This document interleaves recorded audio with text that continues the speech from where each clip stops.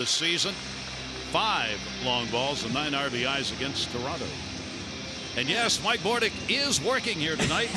And here's Mike. Well, thanks a lot, Gary. And on to Marco Estrada. Take a look at his numbers. I mean, his pitch arsenal, excuse me. The changeup, certainly his calling card pitch. He uses it almost 32% of the time, and it does not matter if it's a lefty or a righty. He's had some problems, though, recently with the command of that pitch. And the Orioles got to him a little bit at Camden Yards in their last matchup. Take a look at the numbers on the year. Estrada, some inconsistencies to say the least. Only 7 wins with a 5 earned run average. He is eating up some innings for sure. Opponent's hitting .261. He has given up the 26 home runs this season. Why? That fly ball percentage. See, 70% in the air. Ground ball percentage only 30. That's the lowest in Major League Baseball. So those fly balls get knocked out of the ballpark. And of course, the Oriole offense, they've had some luck against Estrada as far as hitting that home run. Problem is getting some guys on base and then pop one and hope Estrada makes some mistakes here, because he has been tough pitching at the Rogers Center, especially against the O's. He has not lost a game here against the Orioles at home in his career. He is 3-0 lifetime here at Rogers Center. He's 2-0 this year, 6-1 lifetime against the Orioles. And see what the O's can do with him here tonight. Orioles have handled this Blue Jays team pretty well. They come in 11-5 against them on the season.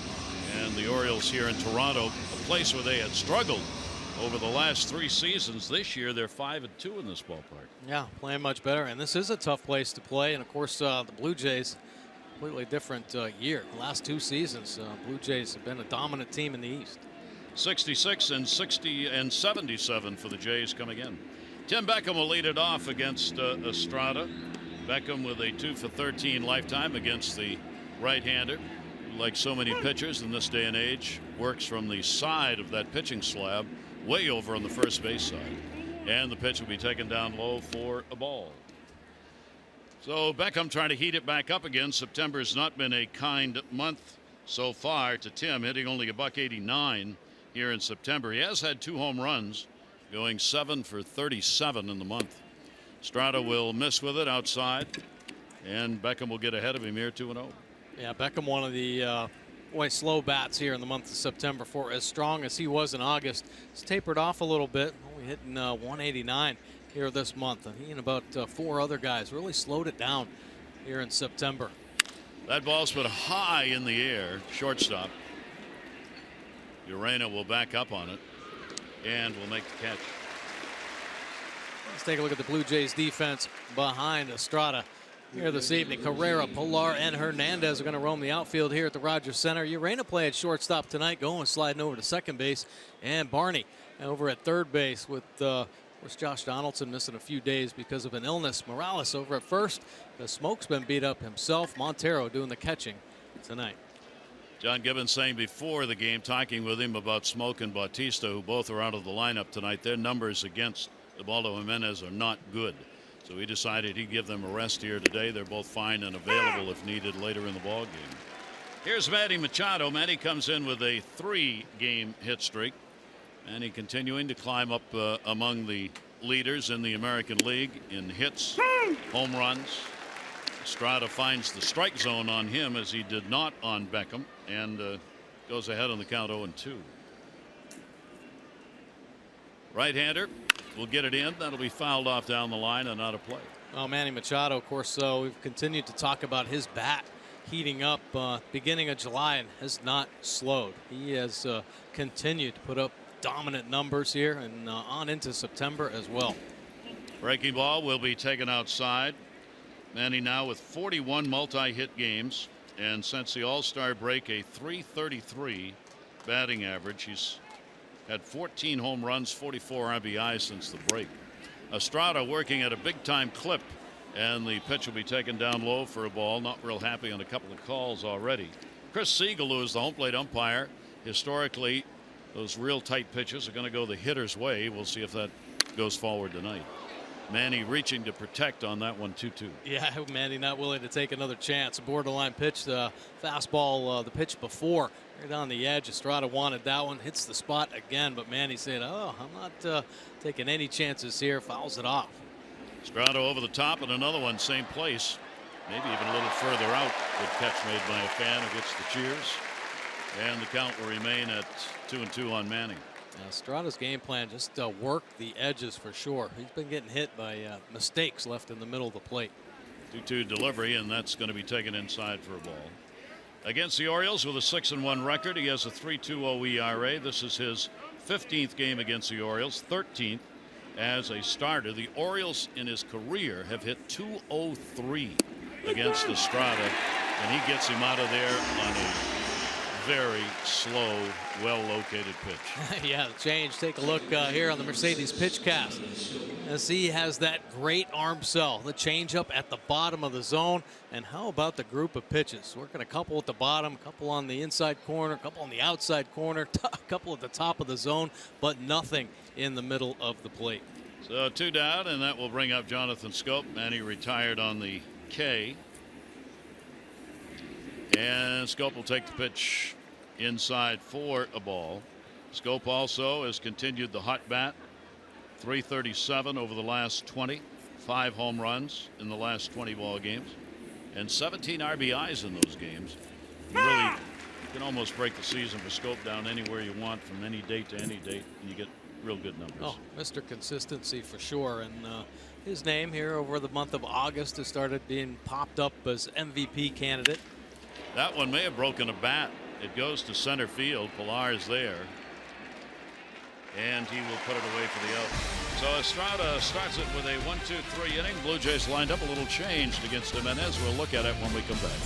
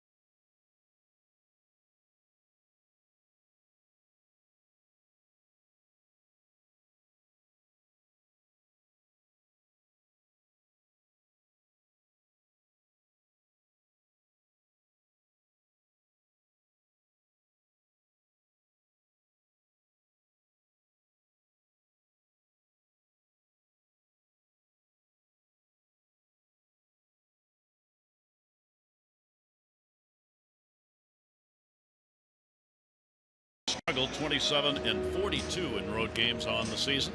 Here's the lineup for Toronto. URENA, CARRERA, Donaldson, Morales, Pilar, Montero, Hernandez, the youngster, Goins, and Barney. Kevin Pilar has had a very strong season, one of many he's had against the Orioles.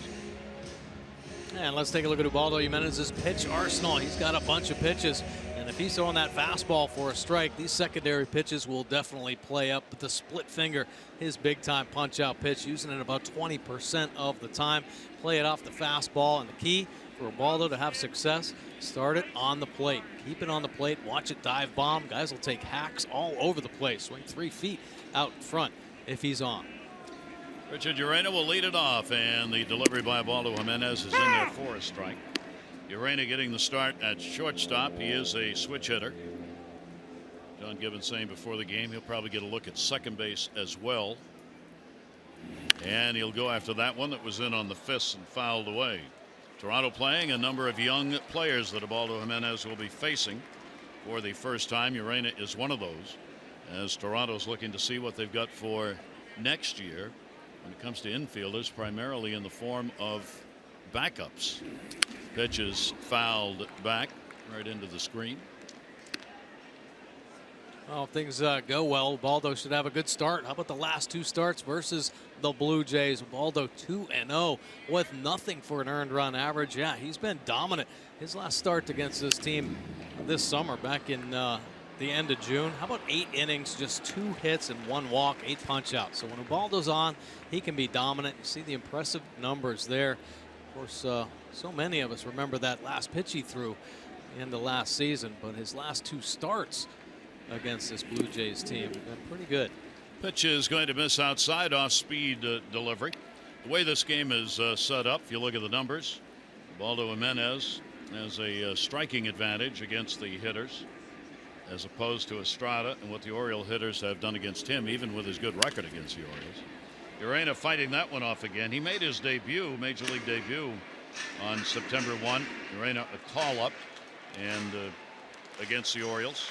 Ended up with a 1-for-1, a double in that ball game, and he's making Jimenez work here in the first at bat for Toronto. 1-2, 7th pitch of the at bat coming up.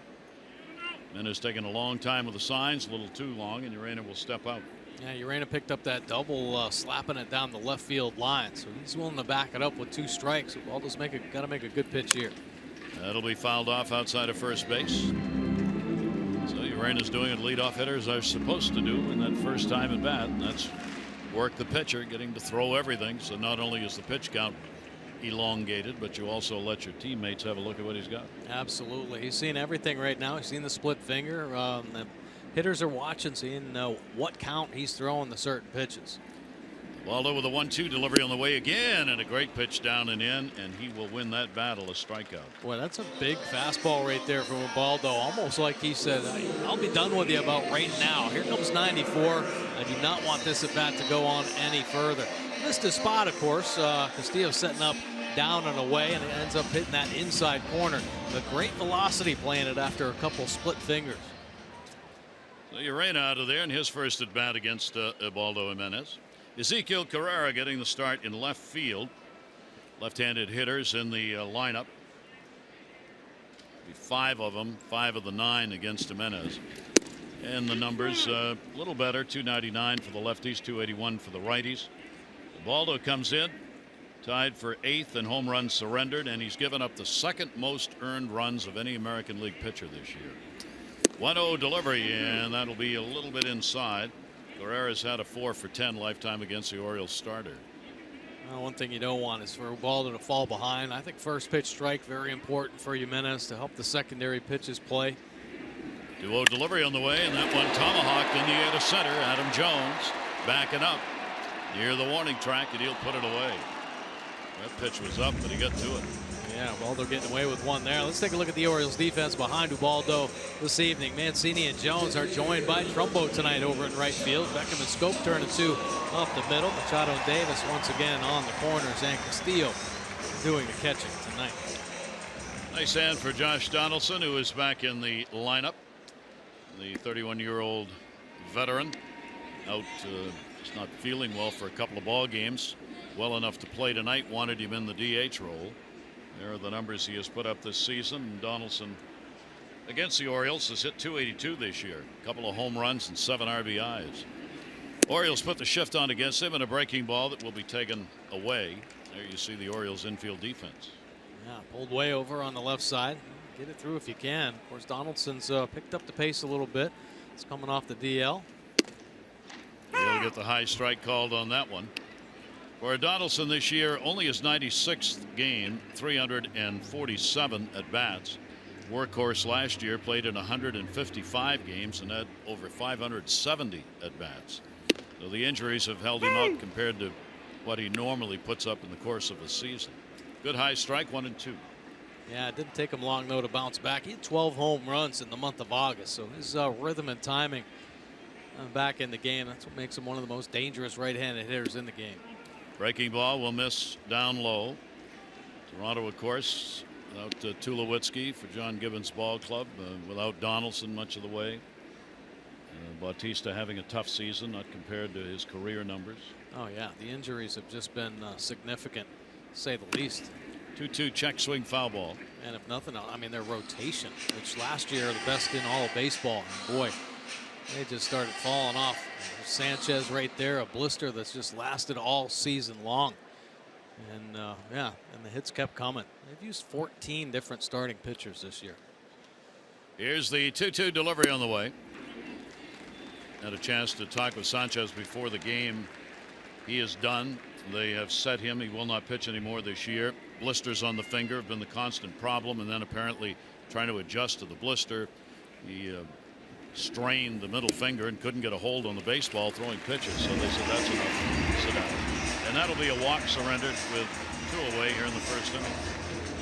Boy, Ubaldo going to work. Castillo putting down every finger there. 3-2 breaking ball to try to get Donaldson. So going to work early. Mixing and matching. That's really been the key to this rotation in the second half. They've been much more consistent. And it's because of the fact that they've trusted their secondary pitches and the ability to throw them early in counts. Orioles having a starting pitcher of the day lately. Who matches up best? That will not be the case for the remaining 2 games here, as Dylan Bundy and Kevin Gausman will both be making starts here against Toronto. Here's Morales. 3-game hit streak coming in. Morales, the designated hitter, .292 lifetime off of Ubaldo with 2 home runs. Jimenez delivery will be taken outside for a ball. And you already see the patience of the Toronto hitters in their approach here in this game. Yeah, just trying to see if Ubaldo is going to throw strikes. That's really a key, I think, for any opposing offense that takes on Ubaldo Jimenez. Is he around the strike zone? Is he throwing strikes tonight? Because if he's not, that's what happens. It'll go into the gap in left center field.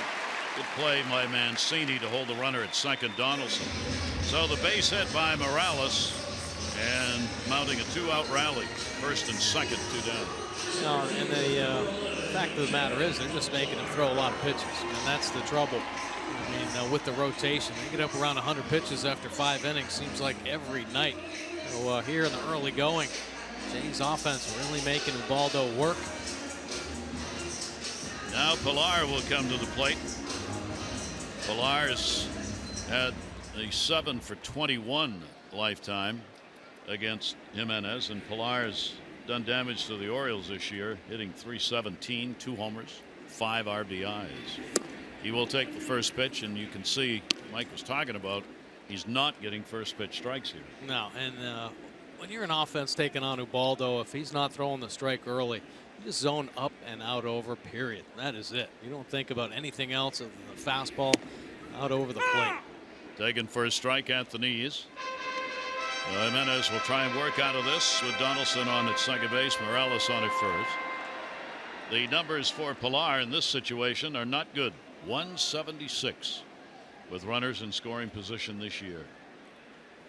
Pilar will chop that one down to third. That's going to be a fair ball and a base hit. The bases are loaded. An infield single that had the right twist for Pilar as it stayed fair. It sure did. Pilar, whose bat's really been picking up, a couple hits in yesterday's ball game. In the last 23, he's been over 330, almost 340, and gets a kick here. The ball is going to spin foul, but no, it actually kicks back, catches the rubber in the turf, and it holds its head. It's a knock. The bases are loaded here now with 2 outs. So 2 down for the catcher Montero. Montero has had 3 lifetime home runs against Jimenez. He's gone 6 for 31. Not a big average, obviously, but half of the hits he's picked up have come via the long ball. So a key moment early here in game number 1 of this series with the bases loaded and 2 down. Defense straight up. Left-handed hitter. Look at that. Bat on shoulder. He wasn't going to swing at that if it had been right down the middle of the plate. Absolutely not. Yeah, taking a pitch. Of course, first at bat, and he's seen everything Ubaldo's going to throw, but when you step in the box, a little bit different, especially here in the early going. 1-0 delivery on the way, and that will be in the inside corner for a strike. For Montero, only his second chance this year with the bases loaded. He's had a 1-for-1, picked up a double. The only other time he came up with the sacks full. Runners with their leads. 1-1. Way up high. 2-ball, 1-strike count. Ubaldo missed with the fastball. The first pitch of this at bat came right back with a split finger. Thinking that Montero might get over aggressive Nancy. So he steals a strike, number 2, but then loses the fastball up the top again. Is he going to come right back with a split finger? That's the question. Montero with a 2-1 delivery on the way, and he'll go after it and foul it off at 86, and that one got Wellington Castillo. One catcher to another. Yeah, kicking off the dirt and then coming up hitting where he's not protected too well. That'll bring the trainer, Buck Showalter, coming out. Brian Ebel. Yeah, I don't even think that caught the ground first. I think it caught him in mid-flight. Oh. So gets the full brunt.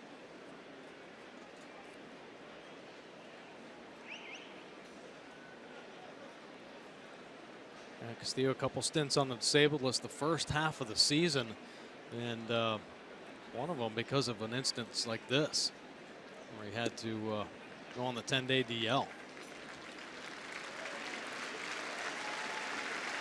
It's good to see the smile on his face. Is that what that was? I don't know. I think he's smiling to stop from crying, probably. Now, the one thing about Castillo, those couple stints on the DL kind of set him back a little bit, so he's been healthy the second half of the season, and his numbers have just been incredible. Now he's smiling. Now he's really, he'll be buying tonight for Caleb Joseph for the Kevlar Cup. Yeah. Caleb introduced that, of course, after the injury that he took, so the Oriole catchers use that now. And Wellington will take a walk out to the mound just to make sure he's all right and can continue on. Oh, yeah. So lots of times I say in these situations, now there's a discussion I wish we had mic'd. Not this one. Not this one. No. Not this Just, it's all yours. Well, we're waiting here. Take a look at the numbers for these two teams in the season series. Yeah, Orioles obviously the advantage with the wins 11-5, but something that's been a problem for these teams when they go head to head, which typically is not a problem because these are two potent offenses for sure. The Orioles just 198 with runners in scoring position, and the Jays just 205. And how about this now? Something really interesting about this head-to-head matchup. 10 of these games have been decided by 2 runs or less. And of course, they've had 4 extra inning matchups, the Orioles winning all 4. So, geez, just one run here or there, and it could be completely different for these teams. So the 2-2 delivery is going to be taken inside. Long wait for Jimenez. The bases are loaded. A 3-ball, 2-strike count. Montero at the plate. And Jimenez trying to work his way out of a first-inning jam. Hernandez on deck. Fans applauding.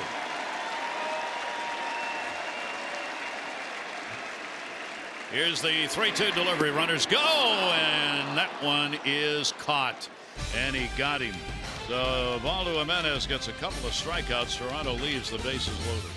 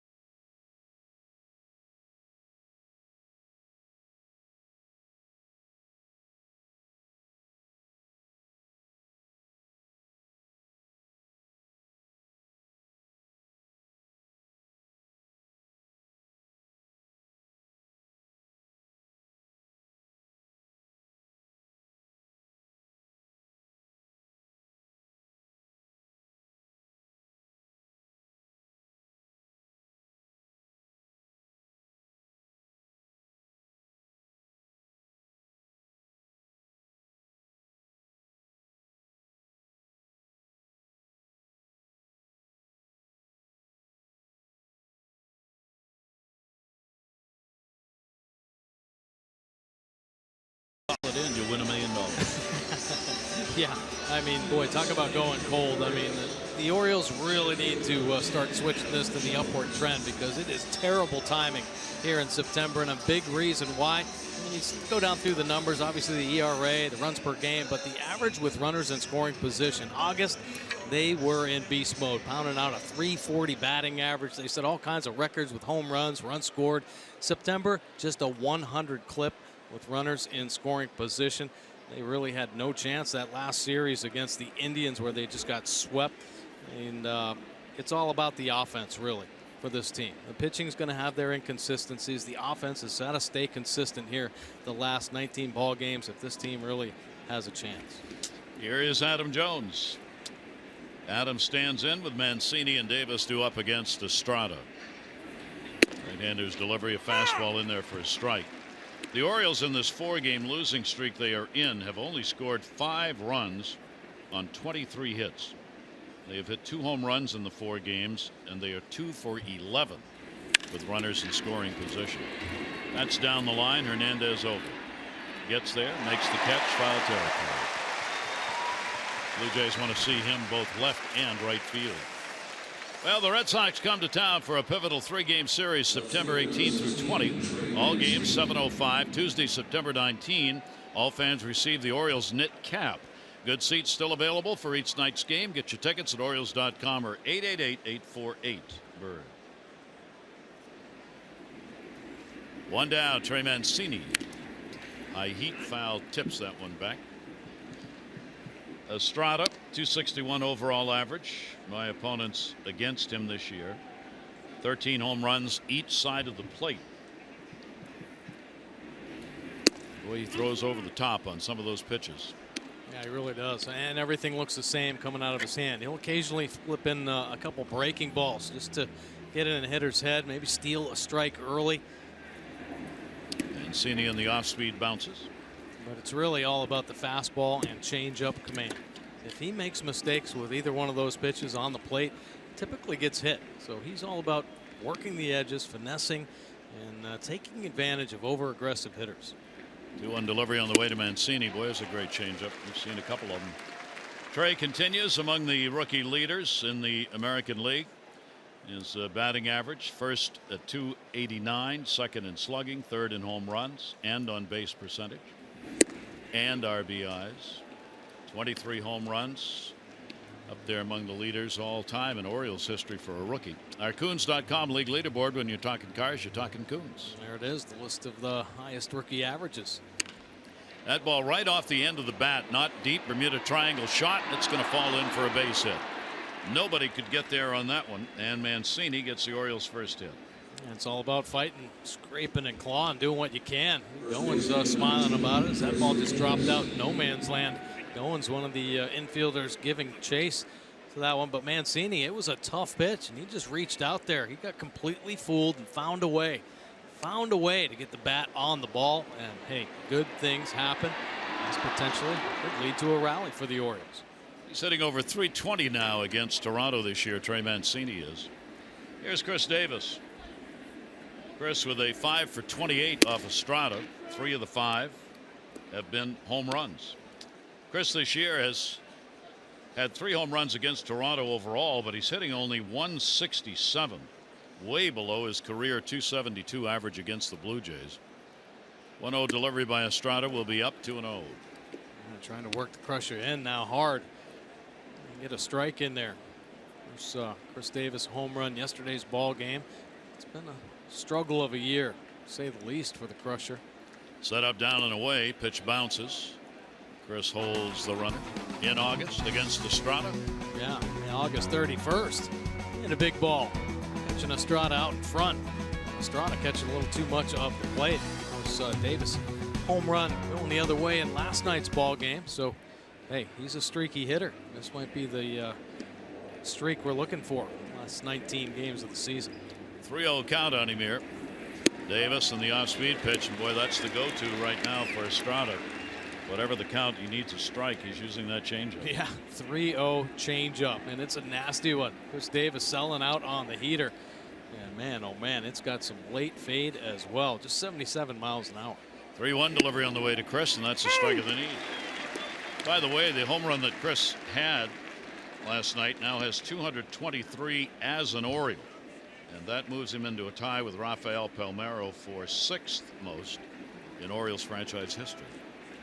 3-2 delivery and got him on the outside corner. Chris is ready to take a walk. Wow. Boy, Estrada coming back with 3 quality pitches after falling behind 3-0. Changeup, fastball, then another dotted fastball down and away. And just working the bottom of the zone right across the kneecaps for strike 3. So the second strikeout victim is Chris Davis for Estrada.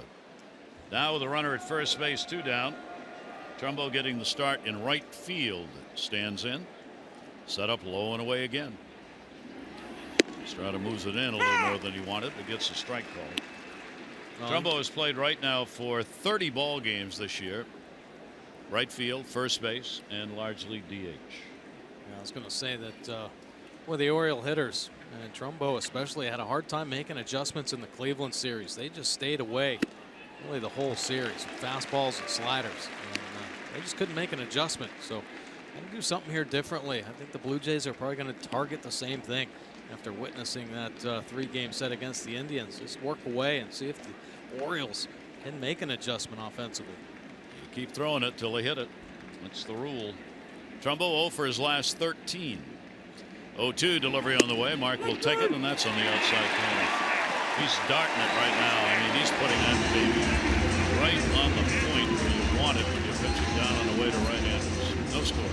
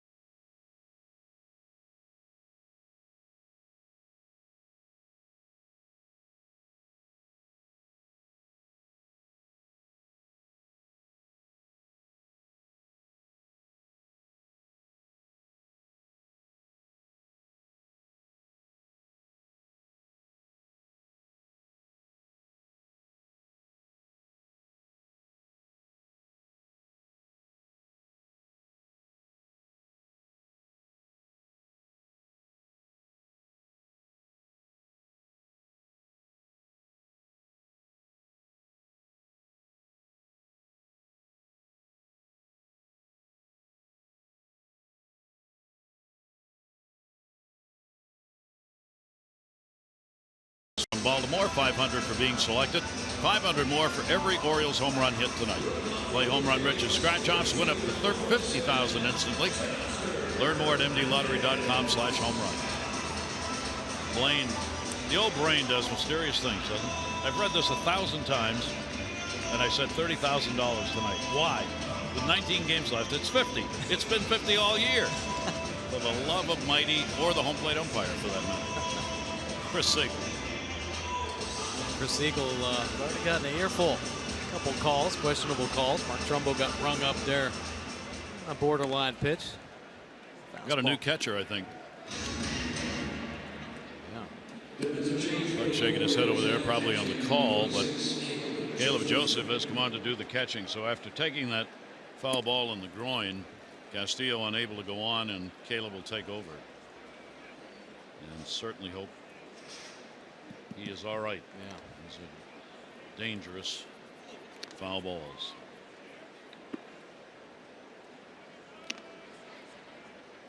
So a new battery mate. And Caleb's getting a chance to throw here since he's just coming off the bench. Decision apparently was late.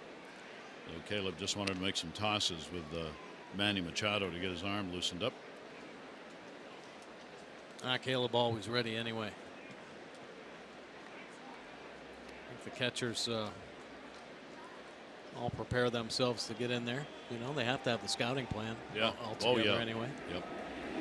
Here's Hernandez, young outfielder.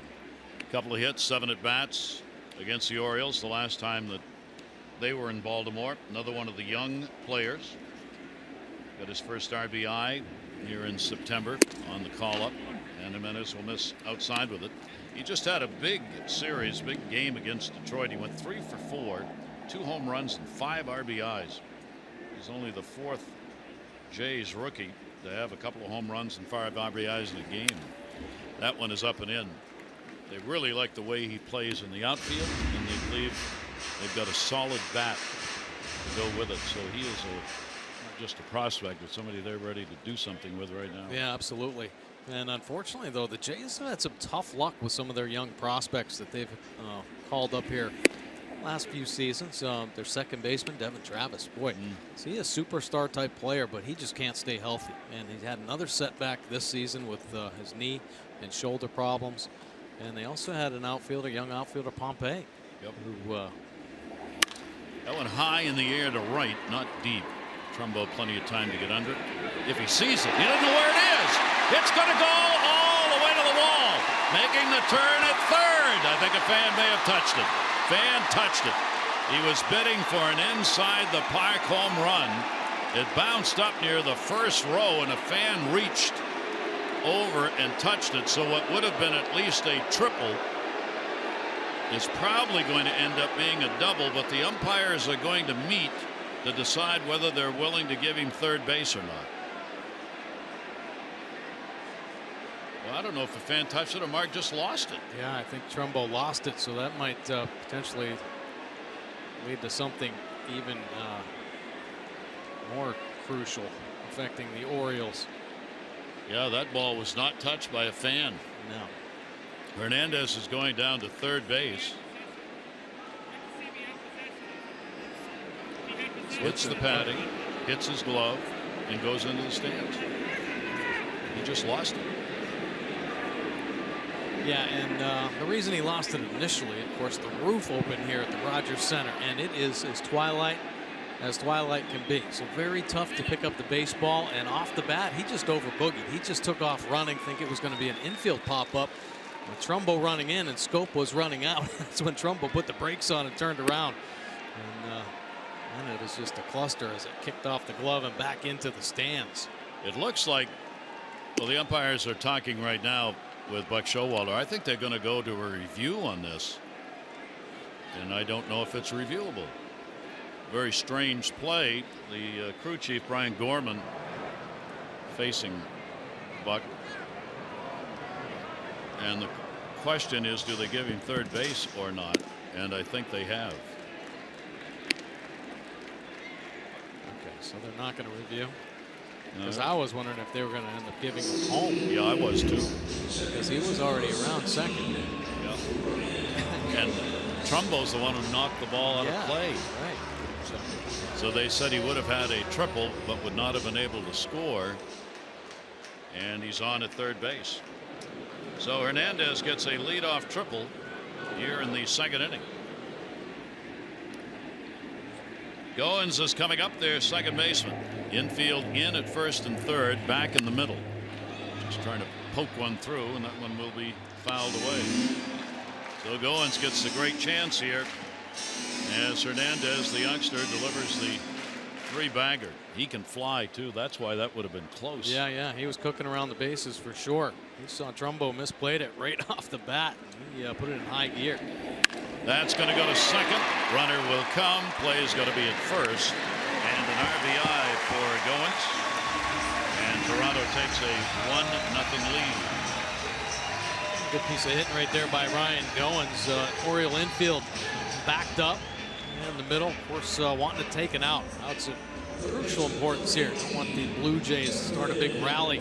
You pull the infield in with nobody out, especially here early on in the ball game. Well, the Orioles give them the run for the out. So the official scorer's ruling on that is a double by Hernandez and an error on Trumbo, allowing him to go to third. Off-speed breaking ball will be taken by Barney, getting the start at third base. So Mark in the outfield. You could almost see him calling for help when he lost control of it, but Jonathan Scope's so far away he was never going to get there. That ball's in the gap. This got extra bases all over. Barney's on his way to second base. He's thinking about 3. Don't think he should, and he won't. Now they dropped it. Now he's going to go. Jonathan Scope throws to the plate. Throw to third. He's on the bag and didn't move. What the hay is going on in this game? Wow. 2 bobbles out there. That one, the runner had stopped at second, and then Barney, who was looking at the play, saw it had been bobbled and took off for third. Yeah, there's all kinds of crazy stuff happening right now. You wonder, is it a full moon or something here? A pretty impressive piece of hitting. Barney driving the ball in the right center gap. And then both Jones and Trumbo a little tentative to get the baseball. When Jones goes down, oh my gosh, he comes up empty. It's the full arm fake, but the ball stays on the turf. And how about Barney on the back end? The crash and burn. Somebody sniped him, and he had a hard time just making it to third base. If Jonathan had thrown to third, they might have had him. Oh yeah, absolutely. Throw went home, and that's somebody telling Jonathan to throw home, because he's got his back to the play. And take a look at what happened out at the right center field wall. Jones picks it up, but the ball stayed there. All right, the infield is drawn in, only 1 away. A run in, runner on at third base. We'll wait for the call on that. That's got to be, I would think, another double and an error. And URENA gets the RBI chance. Strikeout victim his first time up. Barney not particularly fleet of foot at third base. That's going to be a base hit and an RBI. Barney doesn't need to be fleet of foot. Trumbo over to get it. And here goes to second base, and a double.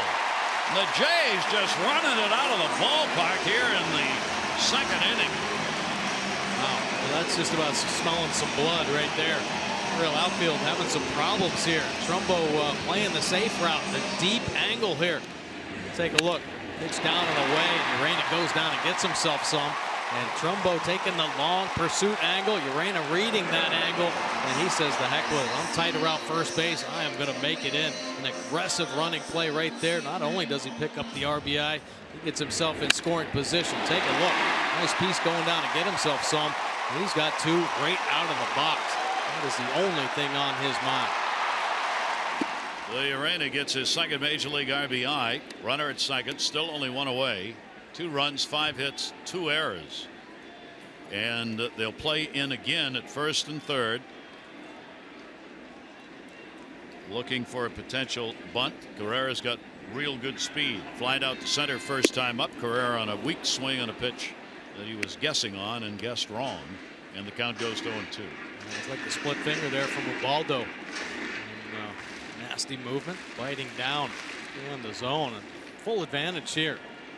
Nice to be getting a quick out. Goins has picked up his 52nd RBI of the year, and the youngster URENA his second. And that one's going to be fouled back on a heater that he was looking for. And the count goes to 0-2. And already the pitch count piling up on the Ubaldo at 44. Yeah, they made him work in the first inning. They're doing it again here in the second inning. Now they'll back up at the corners. 0-2 delivery on the way, and that's there for a strikeout. And Jimenez will get his 3rd K. 2 down in the inning. Oh, that's a beautiful pitch. Nice little sequence there. 4-pitch AB. Set up, I think, by the fastball at the top of the zone after getting ahead. 0-2. It's 94 at the top, and then pulls the string on the change. That movement has worked back to the inside corner. Handler blocking it up for the second out. So now 2 down. The infield will back up all the way around with Donaldson up. He drew a walk his first time up. Donaldson will take the pitch, and it is in there for a strike. 2-game win streak for Toronto coming in. The Orioles have lost 4 in a row. And Toronto, their bats coming alive here in the second inning. Breaking ball is going to be way outside. And a 1-ball, 1-strike count. A very strange inning with a bouncing ball going all over the place here in Toronto. Boy, I'll say. 1-ball, 1-strike count. Good lead at second base for URENA. Ooh, he wants that one back. The Blue Jays taking some healthy cuts right now. Of course, fresh off a couple wins, feeling confident. They want to play role of spoiler. Listen, being in the cellar all season long and battling through some injuries, getting a little fresh blood up here in the September call-up. So some young players in here, and you can see the spark they're giving them. Yeah, talking with John Gibbons, their manager, before the game. I mean, his eyes lit up when he talked about the teams left. They've got the Orioles, Minnesota, Kansas City, the Yankees, Boston, and the Yankees again. So every one of the teams they play is vying for a playoff spot. Yeah, they can have a huge impact on the postseason. Here's the 2-2 delivery on the way. Hacked at one that was up high. And the count will stay at 2 balls and 2 strikes.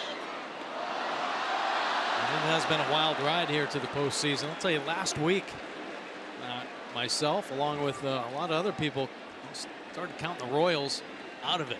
They were gone. Texas was gone. It seemed like the Orioles were going to start making a push in the top wild card spot. That'll go to second base. Jonathan Scope is up with it. He'll make the play, and the inning is over. Donaldson retired, but a couple of runs in on 3 hits and a couple of errors, and a 2-0 Jays lead.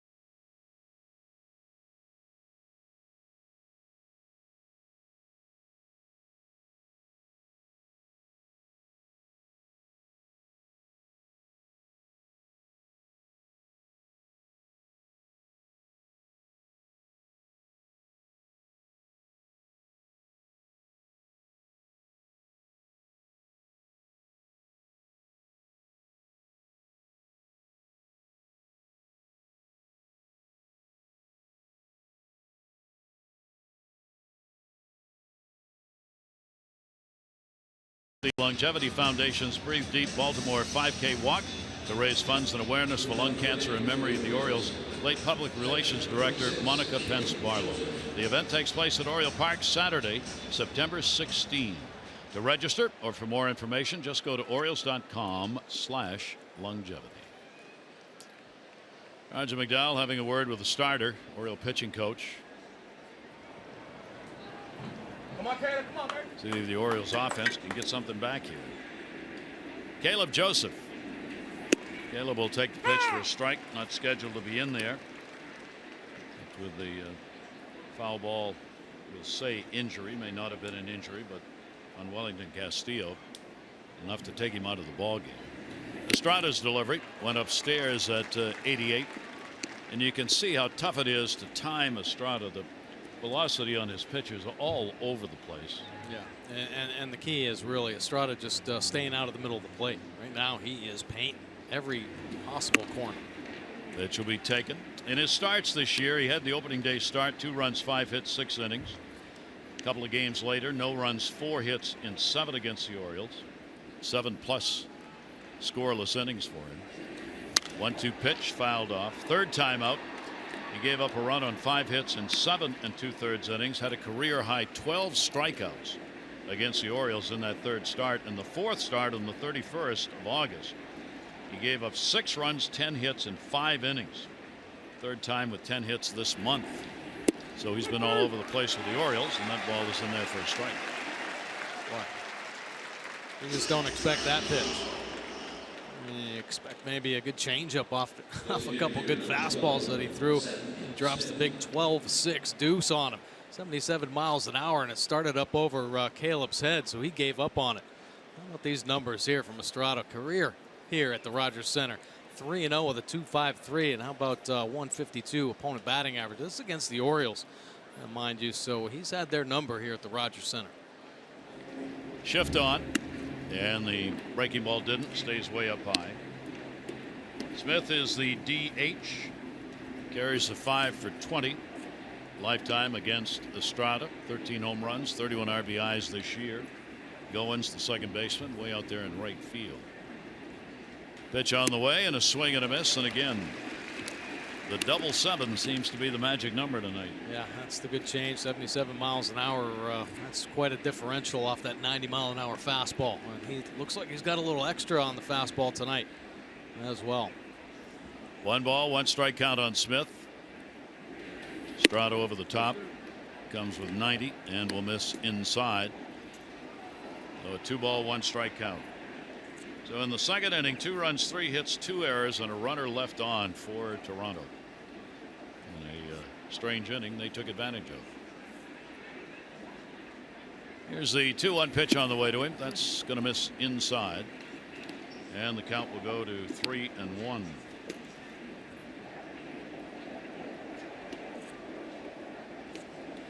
Now as a hitter, you think, okay, got to throw the fastball. 3-1 count, dead red. But you start getting in the back of your head. Oh no, what about the change? Get in between. Ooh. That's what happens. That's what he does. That's exactly what happens. You see these underwater hacks on Estrada and these hitter counts. Get you thinking. Instead of just see the baseball and hit it. Smith in between, the check swing. And a 3-2. Right into the chute. Goins up. Long throw. And there are 2 down. Take a look at our PNC minor league report. PNC for the achiever in you. Yeah, some of the top minor leaguers this season. Of course, Austin Hayes now here at the major league level, but impressive numbers covering Frederick and Bowie this season, and he split the season and the numbers as well. Jay Gonzalez, the speed in the minor leagues, he too split the season in Frederick and Bowie. 31 stolen bases from Gonzalez. Alex Wells on the list as the top pitcher in the minor league system. Look at Chance Sisco. He of course spent the year in Triple-A. Pitch on the way, a breaking ball. It'll be up high and miss. One of the reasons why you have 3 catchers. All teams want that with the expanded rosters. Just what happened here tonight. And you know Chance Sisco's sitting over there going over the game plan. You know it. Just in case. Not that he hadn't done it before. Tim Beckham up. Beckham will go after the high off-speed pitch. How's that for a location on a changeup? Yeah, I don't know if he wants to stay up there, but man, oh man, it must have looked like a beach ball coming into Tim Beckham, and that's why he came unscrewed on the swing. And Estrada just, boy, pulling the string. 77 at the top of the zone. Beckham popped out his first time up, 1-1. And he'll foul that back. Even though he's had a slow September, Beckham has still had at least 1 hit in 33 of the 38 games that he has played since coming over to the Orioles, hitting at a .348 clip, and could not possibly keep up the numbers that he was putting up in the month of August, game after game. But overall, tremendous numbers with the O's. 1-2 delivery by Estrada, and that one's going to be fouled back. Yeah, offensively, you can tell Beckham can do some damage. I mean, he's got the power. Potentially see, consistently maybe 20, 25 home runs. And he's feeling good. Boy, he just driving the ball all over the park. We saw that in the month of August when he pounded out the 50 hits. So yeah, an impressive bat there. Here's the 1-2 delivery to him, and a little chopper that'll be foul outside of third base. Toronto here at home this season, they are 37-35, so they've stayed above 500 at home. 29-42 on the road, though, and that has cost them. Beckham with a 1-2. Estrada looking for a clean inning. Retired the side in order in the first. 1-2 pitch on the way, and he got him. Not much question about that. 2 strikeouts in the inning, 5 in the ball game. Orioles have 1 hit through 3.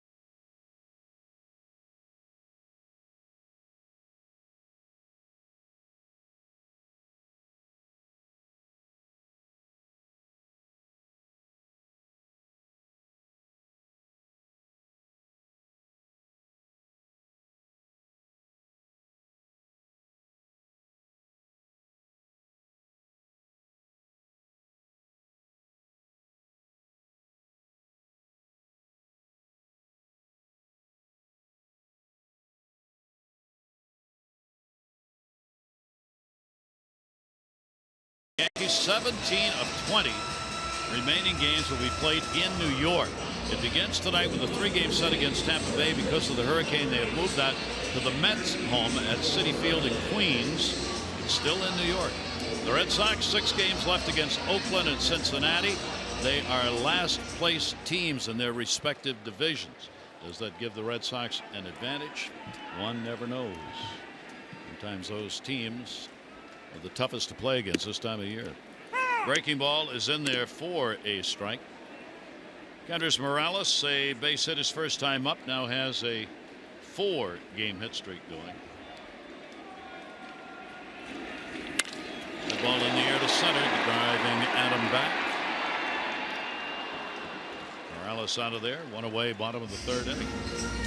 Well, the push for the postseason is on. You have a chance to earn 2017 postseason ticket priority by placing a deposit on 2018 season plans. If you're not already a season plan member, go to Orioles.com/postseason and place your deposit on any full or partial plan. Deposits must be made by Monday, September 25. Here is Pilar. Pilar with a base hit.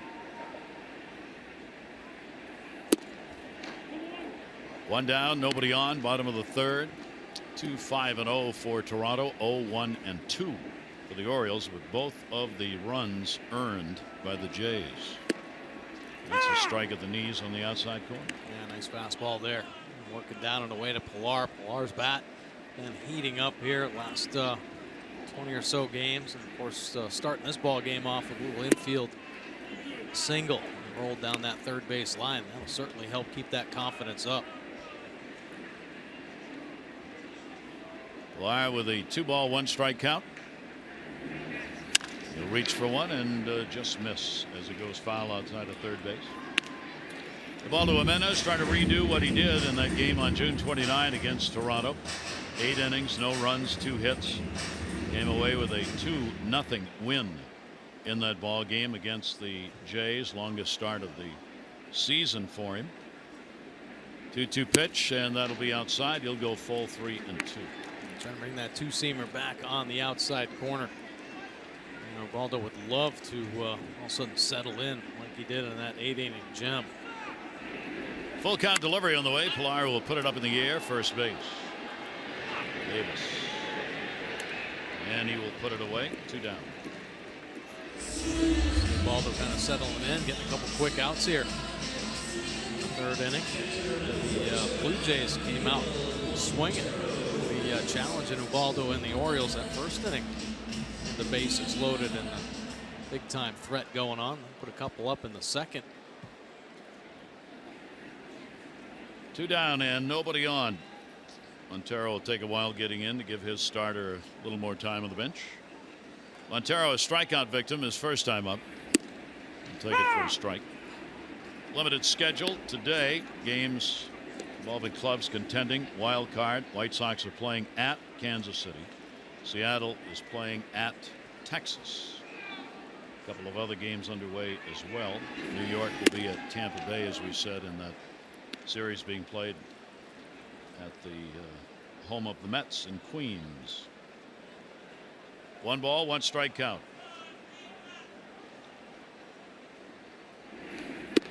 Pitch is away. The Orioles coming into today's play, 3 games out of the wild card. The problem now ahead of them: Texas, Kansas City, the Angels, and Minnesota, the team that holds down the 2nd wild card spot. 2-1 pitch. Lifted it straight up. Silo shot in front of the plate. Caleb Joseph, that's a tough one, and he puts it away. So a good inning. Jimenez retires the side in order. We've completed 3 in game 1 of this 3-game set. 2-0 pitch.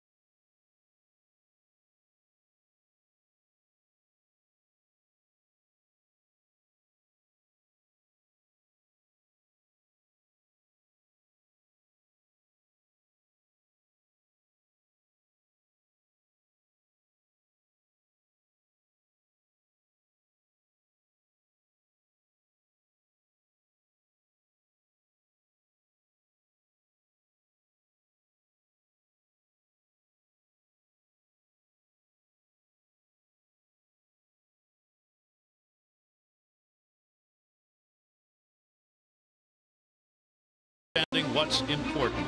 And by Hyundai. There's no better time than now to see your Hyundai dealer for huge savings on all new Hyundai vehicles. Visit buyhyundai.com. Toronto, where the very recognized and kind of overwhelming Toronto International Film Festival underway. Movies from about either 8 or 9 o'clock in the morning till 2 o'clock in the morning, running continuously in about 12 different locations. Wow. Folks all over the place, movie going. Manny Machado will lead it off here. Machado, strikeout victim, his first time up. Estrada hasn't walked anybody. He struck out 5. Jimenez has walked 1 and struck out 3. And he will take the pitch outside for a ball. Yeah, here in the early going, it looks like Estrada's got the command of all of his pitches. The only hit, Mancini bloop single. He had to fight off with 2 strikes. And he will take another breaking ball. That one will be outside as well. Against Estrada now is 3 hits and 27 at bats. Down to first. He's got another one. That's going to roll into the corner. Hernandez going over to get it. It'll be a double coming off the facade. And Manny Machado opens up the Oriole 4th inning with a 2-bagger. Well, that's a nice start right there by Manny Machado, and hopefully everybody else takes note of this. Not trying to do too much, backing up the fastball 90 miles an hour. And instead of thinking about pulling it or even shooting it to the middle of the field, he shoots it down that right field line. Yeah, beautiful piece of hitting by Machado. Staying behind the baseball. His 31st double of the season. And how about this? Manny Machado now being involved in some MVP talks again. Yeah. Here's Jonathan Schoop. Schoop, the Orioles RBI leader, 103. Cruz leads the league with 107. No chance to add to his numbers right here. Jonathan, the Orioles leader in multi-hit games now with 49. Got jammed. Estrada up and in on the fist and an 0-2 count. Boy, that's a good spot there. Hard up and in. 90 miles an hour. Looks pretty good. It's not an overpowering fastball at all. Schoop sees it well, but it gets by him. It's tough to get the bat head to that spot. Up and in fastball. 0-2 delivery on the way, and again fisted him. Jonathan is now the Orioles leader with runners in scoring position too. He has been up there along with Adam Jones, Trey Mancini all year long, hitting .361. That is 3rd best in the league. It's Upton, Gonzalez, and then Schoop top 3 in that category. 0-2 delivery on the way, and a breaking ball blocked. Montero keeps it in front of him, holds Machado on at second base. Beautiful block right there, and good pitch. Little change up, down, and just bounced in the dirt. Of course, after rushing a couple heaters in there, up and in, change it a little bit, trying to get Schoop off balance. 1-2. Manny with a good lead at second. Goins jockeying a little bit with him, and the pitch will be taken away. Schoop not going after it, and a 2-ball 2-strike count on Jonathan. Jonathan has had the most runs scored this year against Toronto for the Orioles. He's crossed the plate 10 times in this series this year. 2-2 delivery on the way, and there it is again. Changeup. Wow. It's just unbelievable. The arm cell, first and foremost, the most important thing about the Estrada changeup. But the hit that breaks, it's unbelievable. The ball looks like it just stops out in front of the plate. And that's when Jonathan Schoop about pulls the trigger. See how far out in front he was. As good as Jonathan is, he's protecting with the long arms and that extra length he gets. Can't reach out there on that one. So Adam Jones will try and get the runner in. Adam has dropped out of the top 10 average with runners in scoring position. He's been there all year, and he's just out of it, hitting .333. And the pitch will miss away for a ball.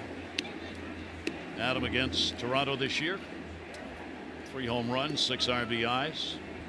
Ballpark in which he has hit .259, 17 homers. A lot of games played here at Rogers Center for Adam. Fastball just drove that one through the strike zone, 1-1. He really gets on top as well. So he's not a big guy. but can still create that downhill angle and work it at the bottom of the zone. And when he finishes working at the bottom, he's not afraid to rush it to the top as well. So he can work all the quadrants, in, out, and up and down. 1-1 delivery again, coming over the top at 90 and 1-2. Take a look at Estrada's delivery here. Very efficient, to say the least. I mean, not a lot going on at all. Stepping directly towards home, getting on top of the baseball, and finishing over the front side.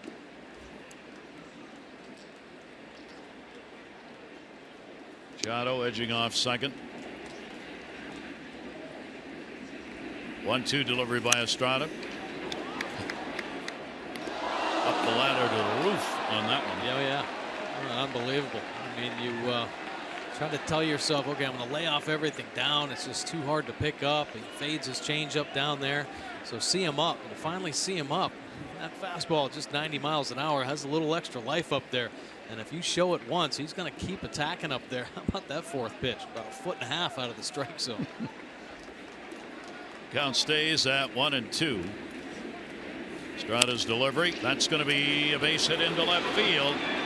CARRERA will charge. Not going to have a play at the plate. Throw will come into second base, and Adam comes through. RBI base hit for Adam Jones, and the Orioles get on the board. They make it a 2-1 ball game. Well, that's an impressive piece of hitting right there by Adam Jones. And it just got himself right back into the top 10 and runners in scoring position, batting average. A good changeup down and away, and he just reaches out. He went into battle mode with the 2 strikes after chasing that high heater. Finds a way to get it done. A changeup down and away, and you see him reach out there and just touch it. Find a way to get the bat head on the baseball. He rolls out there to the outfield. CARRERA playing so deep, Machado scores easy. So Adam Jones with the RBI, and the Orioles make it 2-1. 69 runs batted in for Adam on the year, and here's Trey Mancini. Mancini had a base hit his first time up. Orioles get their 3rd hit. Jones held at first base. Mancini off speed delivery is going to miss for a ball. So Estrada having to work here in the 4th inning with Manny Machado's leadoff double setting up the run. Remember, a fly ball pitcher, he doesn't get a lot of double plays. Most of the balls being put up in the air. It's one of the reasons why when he gives up hits, they're usually extra base hits. He's given up the 6th most extra base hits in the majors, 74. Along with those 26 home runs as part of it. 2-1 delivery on the way. Mancini will take away. Best fastball of the night at 91 miles an hour. It falls behind. Boom, boom. 3-ball, 1-strike count. Jones off first base. Mancini on the off-speed 77 again. And the count will go to 3-2. Even then, no fastball. No, and that's a nasty changeup. Located perfectly down and away. He'll probably target a heater right in that same spot. 3-2, runner not going, and foul back upstairs. Throwing 92, so he's throwing harder this inning than he has in the first 3. Getting that fastball up there now. It's everything away from Mancini.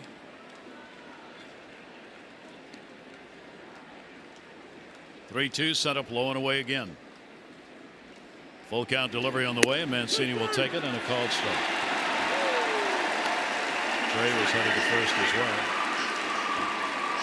7 pitches on the outside corner. And he is just working the edge. Mancini's either going to swing at it and miss or get the call. And he gets the call there on the 7th pitch. That received pretty well by Montero. Not a lot of glove movement there, but borderline. So a big strikeout. That's 7 picked up by Estrada so far. Here's Chris Davis, one of the strikeout victims in his first time to the plate. Remember, we told you Estrada had a career high 12 Ks against the Orioles in his 3rd start against them this year. That was back on May 21. Davis will move back.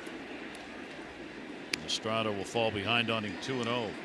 Adam Jones on at first base with 2 down. They can put the full infield shift on and allow Goins to go way out there in right field. It's covering a lot of ground. tougher, obviously, for Davis to get a hit on that side of the field. Nice to see Orioles hitter just go up with that same kind of approach Machado did. So I'm just going to hit a fastball on that opposite line. Get you, keep you on the changeup a little longer. And a swing and a miss at 78. So the count goes to 2-2. Estrada pitching, not throwing, pitching. Yeah, and the Orioles have seen they've been pitched against here. Down to the shift again. Goins, and we'll get him. So Davis retired. The Orioles will pick up a run on 2 hits, no errors, 1 left. Jays lead now 2-1.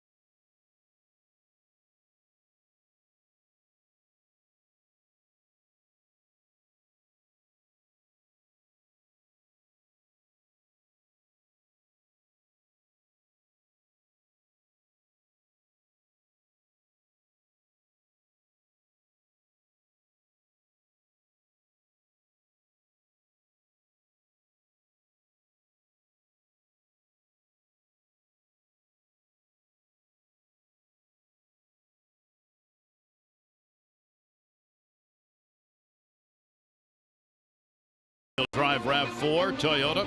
What drives you? Visit buyatoyota.com for great deals. Gary Thorne and Mike Bordick here in Toronto as the Jays have a 2-1 lead over the Orioles. Game 2 will be tomorrow night, 6:30 goes extra, 7 o'clock for the ball game. Dylan Bundy, Joe Biagini, that'll be on Masson 2. And also on Masson 2, game 3, Kevin Gausman and Marcus Stroman. Jimenez delivers. It is in there for a strike. Teoscar Hernandez picked up a double, moved to third on an error, would score, and an RBI ground ball by Goins. 0-1 delivery to him. That'll be a off the fist foul ball down the line, and that too will end up bouncing off the seats back out into play. And a 2-strike count on Hernandez. Oh, it was nice that Ubaldo had a quick inning in the third, kind of help him settle in. The Blue Jays came out swinging. Really put some pressure on Ubaldo the first 2 innings. 0-2 delivery on the way. Ground ball towards third. Manning on the short hop.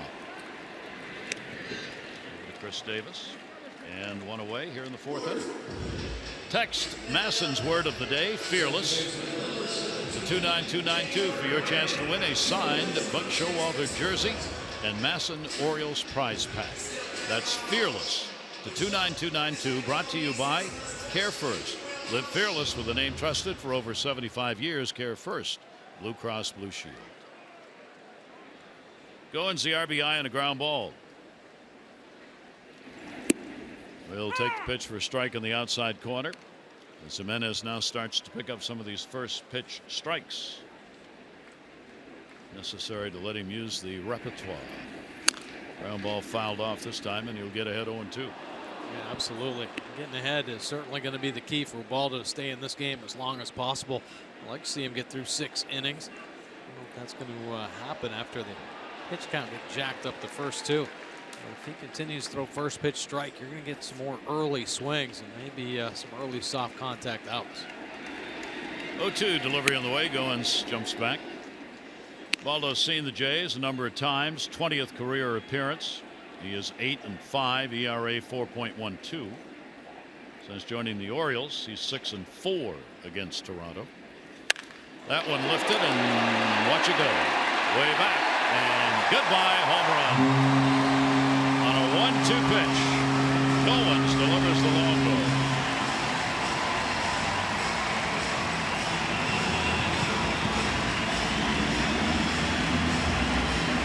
Goins a nice at bat. His first round hard ground ball with the infield back to drive in a run.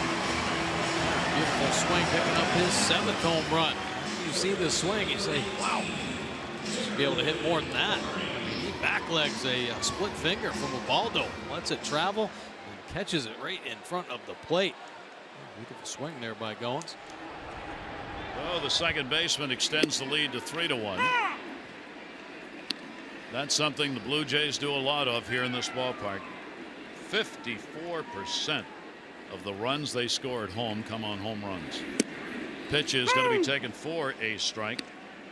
So Baldo surrenders the long ball to the left-hander, who have hit 19 home runs against him. 11 for the righties. Again ahead on the count, 0-2, and this time he'll blow the pitch in there and get his 4th strikeout. Didn't quite get it to the spot he wanted, but maybe Barney thinking about one of those secondary pitches.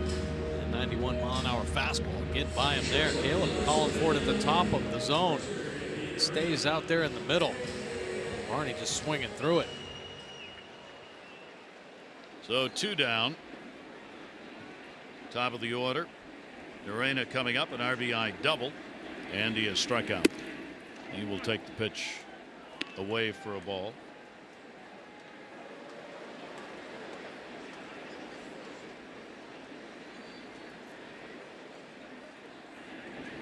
One-0 delivery on the way, inside out down the line. Spin its way into the seats. Talked about the Jays and the home runs here at Rogers Center.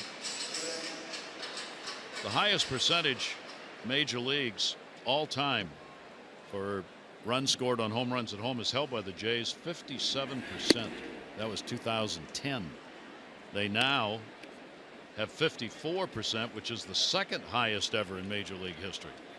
So by the time this season is done, they're going to have the top 2 spots in percentage of runs scored on homers at home. 1-2 pitch will be inside.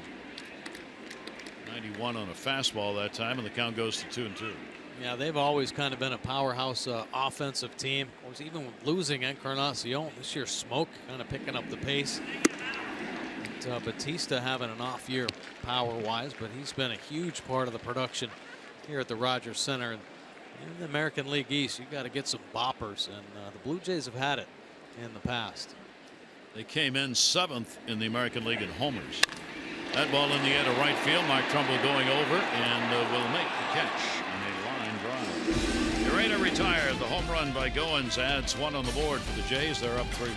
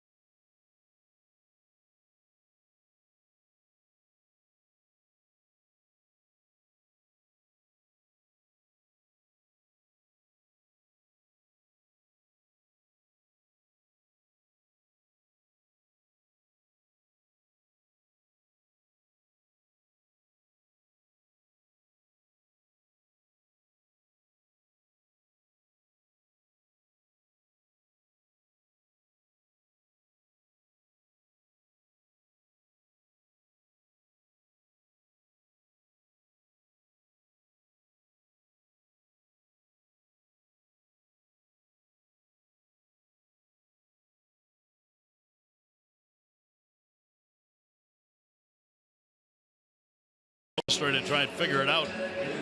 Lost 10 of the last 11 and 10 in a row. Well, for starters, the starters 6.34 ERA, and they're not scoring runs. They have injuries. They haven't started the same lineup 2 days in a row since August 12 and 13.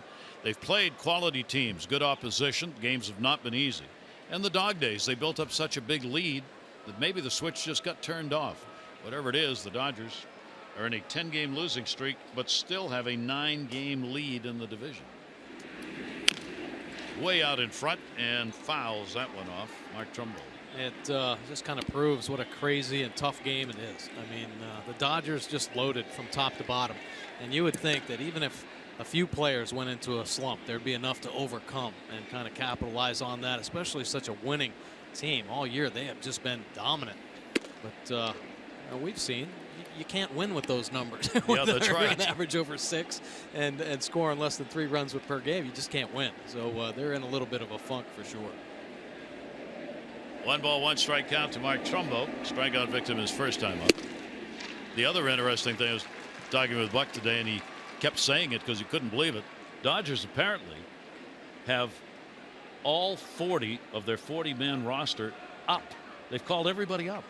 I mean, that's a mess. Yeah, it really is. I mean, I don't know why you do that.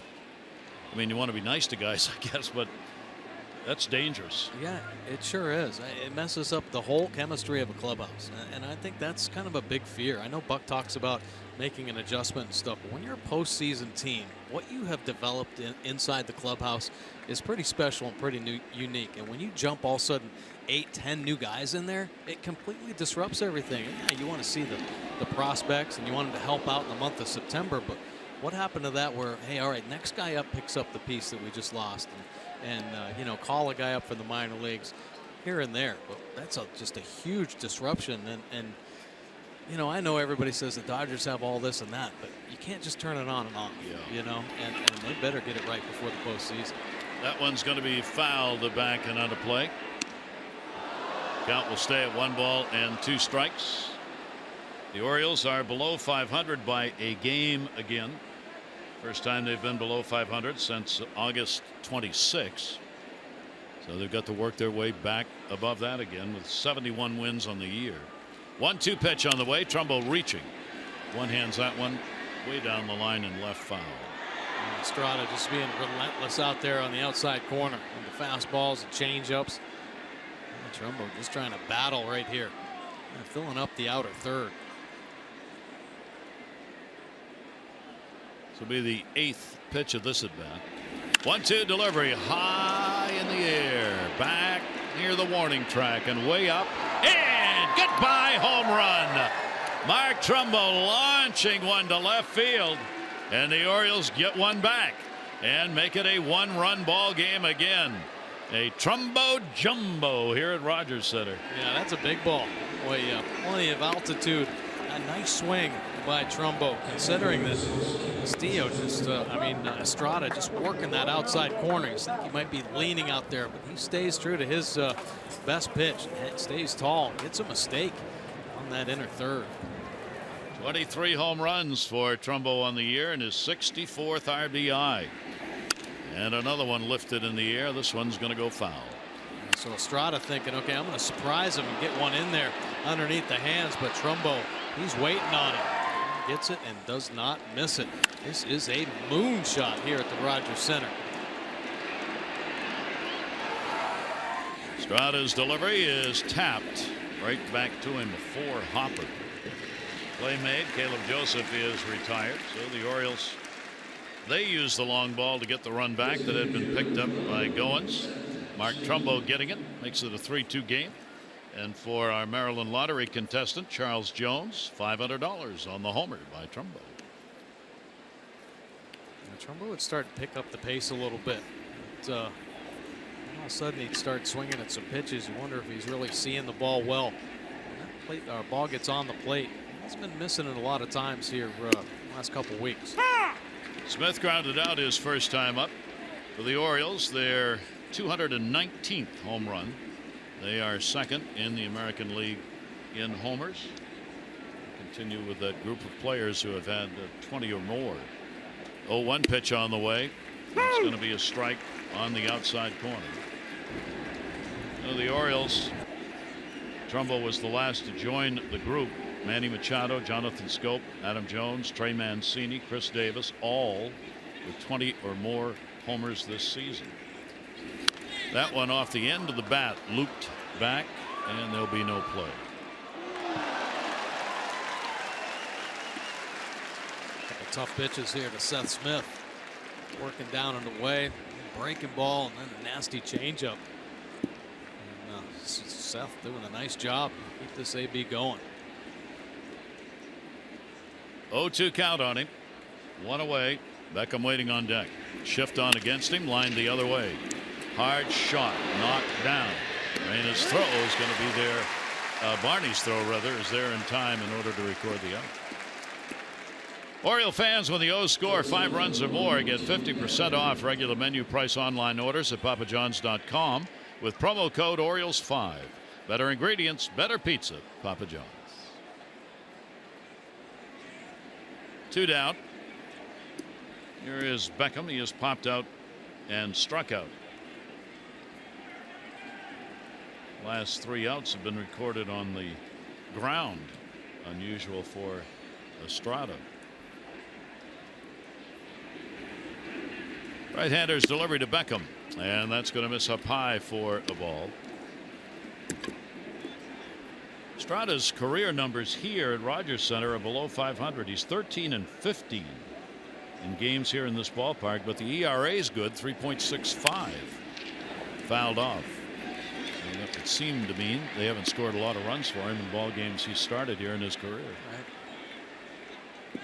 Yeah, I think this rotation kind of got on a roll the past few seasons, and Estrada's been a big part of it. And I think the only time they were going to get shut down is because their offense just wasn't putting any runs up for them. They led the league last year in earned run average. Little breaking ball is going to miss outside. So Wellington Castillo started the ball game, hit by a foul ball in the groin area. They're saying it is a contusion, which is why he came out of the game. And Caleb Joseph came on to do the catching. 2-1 pitch. Will be inside. And a 3-ball 1-strike count on Beckham. Estrada's not walked anybody, and he hasn't walked many of late.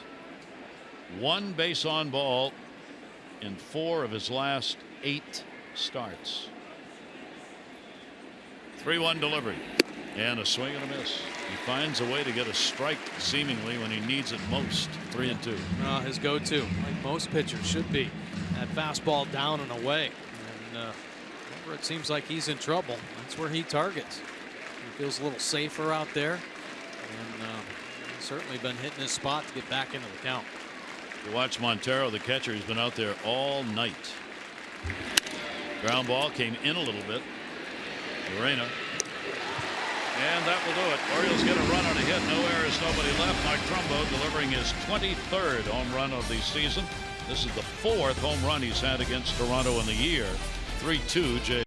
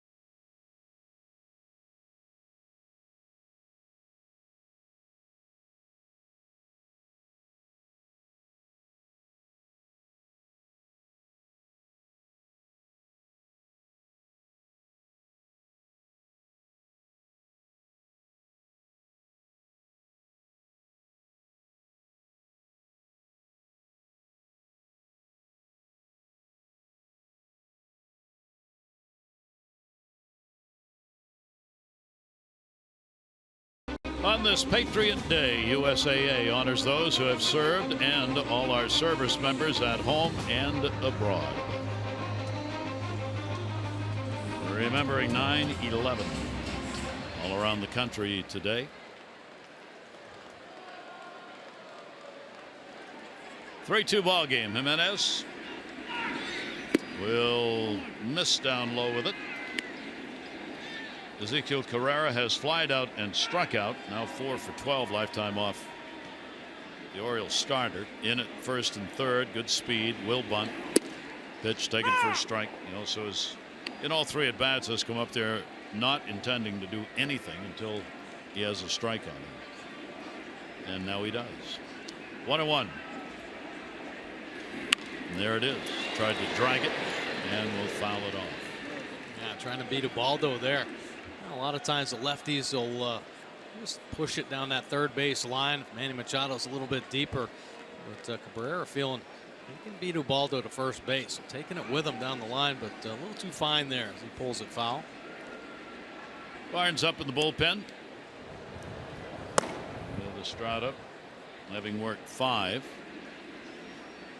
Roberto Osuna has done a lot of closing for Toronto, is not here. His wife expecting any day. He's gone on paternity leave. Pitch is taken inside. And also Michael Saunders is not here, their outfielder. His wife not feeling well and has gone back home. So a couple missing. Pitch will be taken inside.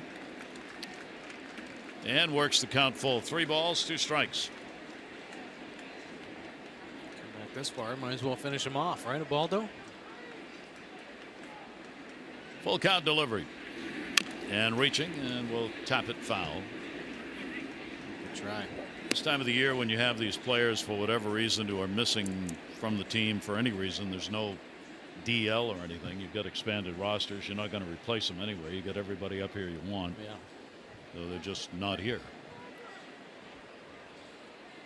3-2 pitch. Another one fouled off. 3 runs, 6 hits, no errors. Toronto 2 runs, 4 hits, 2 errors. Charge to the Orioles. Toronto had a big second inning. 2 runs, 3 hits, couple of errors, but the runs were earned. RBIs picked up in the inning by Goins and URENA. And then the home run by Goins in the 4th inning. That's their first strikeout. And Ubaldo did come back and get him. All right, beautiful job by Ubaldo. And relentless as well with the secondary pitches here. A split finger. Cabrera just getting buckled. Saw the little shimmy. And boom, it drops down in. Catching that inner third. Watch that front hip. Oh, yeah. Yeah, nasty pitch there from Ubaldo. So Carrera retired. Strikeout victim number 5. And here is Josh Donaldson. A walk and a ground ball out. Now 5 for 12 against Jimenez with a home run in his career. And he will take the pitch right down the middle for a strike. 273 lifetime hitter against the Orioles in a lot of games. He's hit 11 career home runs, 2 of them this year off Oriole pitching. 0-1 delivery started to go. Did he? First base? No. Brian Gorman. 1 ball, 1 strike count. Shift on in the infield against Donaldson.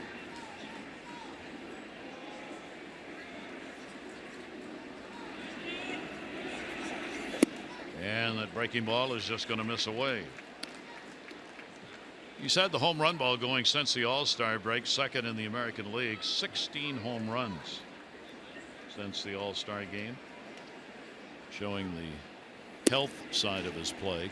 Another one, same place at 82, and the count goes 3-1. Yeah, Donaldson struggled with some injuries really all season long. The calf acted up in spring training and missed the bulk of spring training.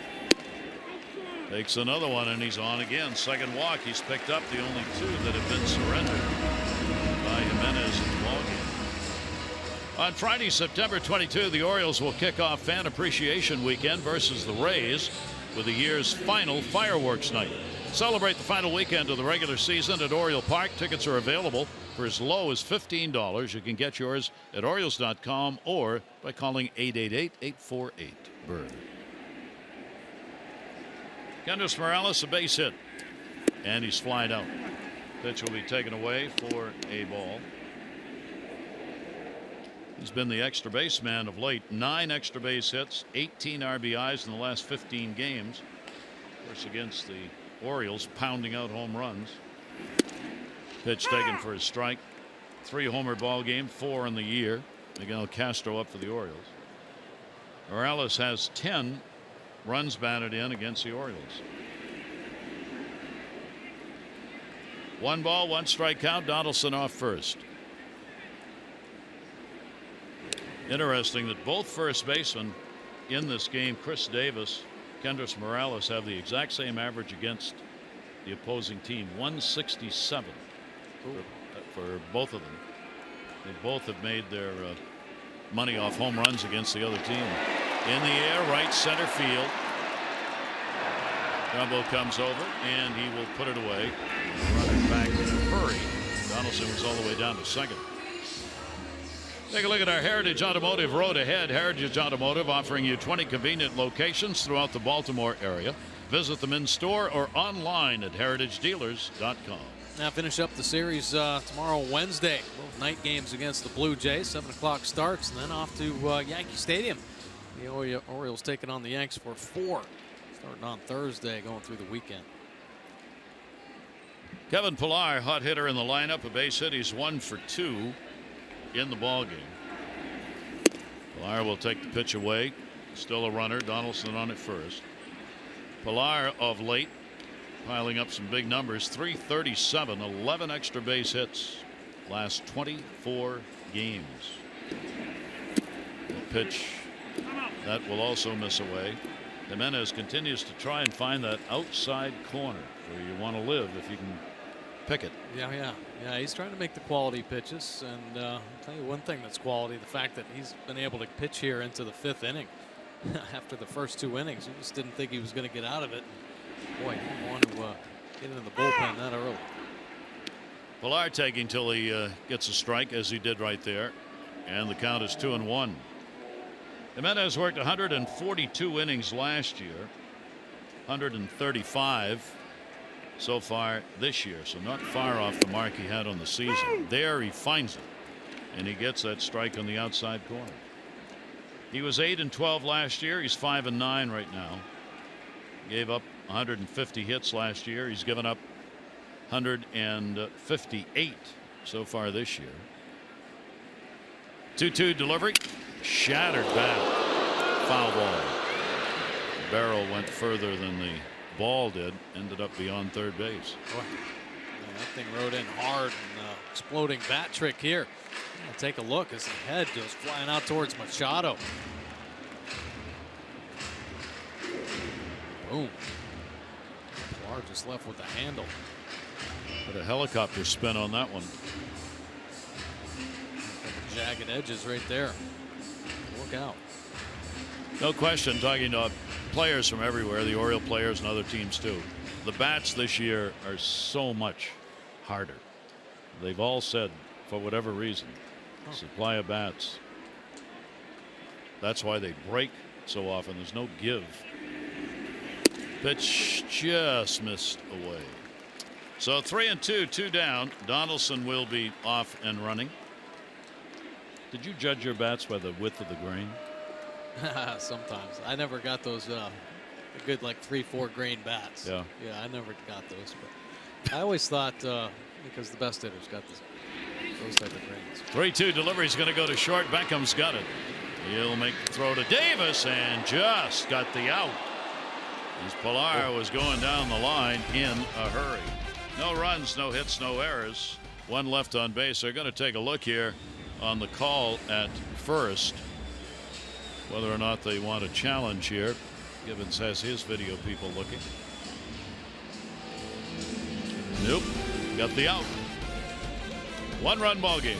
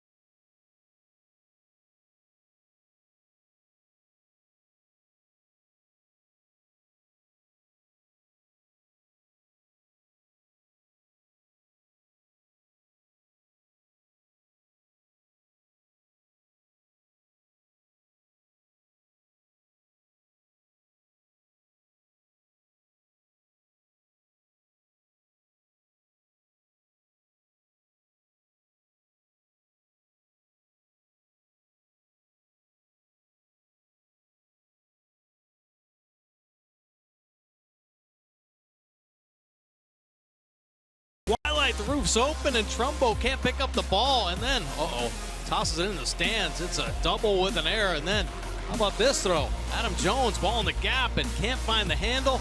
What is going on here at the Rogers Center? Well, I'll tell you what's going on. The Blue Jays score a quick 2 runs, and then it's up to the Orioles to fight back. Adam Jones reaching out on the changeup from Estrada, and then Trumbo, hitting the jumbo, his 23rd of the year. Hit the Orioles right back into this ball game. Geico, 15 minutes could save you 15% or more on car insurance. Visit geico.com to see how much you could save. And let's take a look at Danny Barnes now into the ball game. 54th appearance, 3.64. Couple wins out of the Jays bullpen. 58 punch-outs and 59 innings of work. Barnes goes to work here with a breaking ball to Manny Machado. Barnes, rest of his numbers. Opponent's hitting just 205. Righty's 226. Lefty's not much of a chance, just 174. He loves the fastball. And he will take it. Machado with a double leading off the 4th inning. He scored. And he has also been called out on strikes. 4-game hit streak now for Manny. Barnes with the delivery. Barnes has had his problems since the All-Star break. The numbers are way up.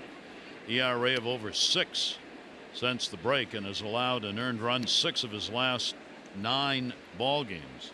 The Orioles have tagged him with a couple of losses this year. 0-2 against the Orioles. Manny on heat down to the 1 knee, which is never a good sign. And a 2-ball, 2-strike count. Yeah, Barnes, much like Estrada in the sense that likes to move his fastball around, try to hit all 4 quadrants. He doesn't have an overpowering fastball, 90-95, but he has one of those turbo changeups as well. His best secondary pitch. Inside corner, and he hoped it wasn't going to be called, but it was. Just moving the fastball around that hole at bat against Machado. It's a strike up and in. And how about this one? 92. Two-seamer working on that inside corner. Borderline call there. Does not go Machado's way. First out of the inning. Estrada had 7 Ks, so that's 8 in the ball game against the Orioles. Jonathan Scope, he has flied out and struck out. He'll take the pitch up for a ball. Against the Orioles, Barnes in just 4 2/3 innings has given up 3 runs on 8 hits. 3 walks, 5 strikeouts. 7th game he has appeared in against the Orioles. Scope will go to second, hit hard. Goins right there.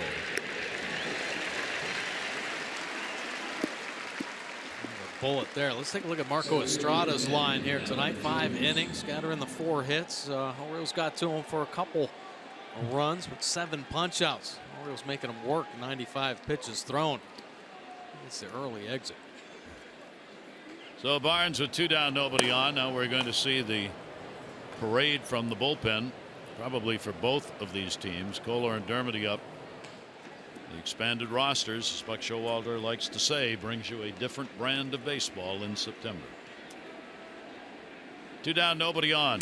Jones, Chopper, URENA. And a 1-2-3 inning. That didn't take long. Barnes sets the Orioles down. We go to the bottom half of the 6th with the Jays up by 1.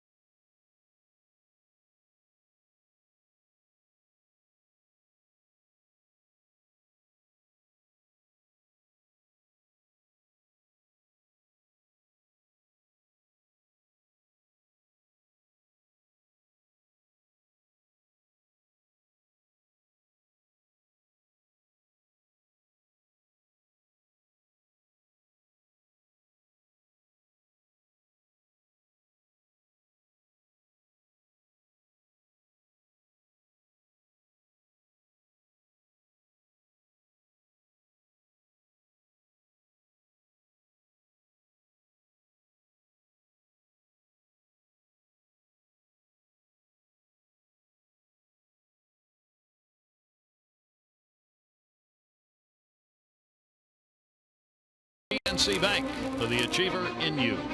And by USAA Insurance, Banking, and Investments tailored for the military community.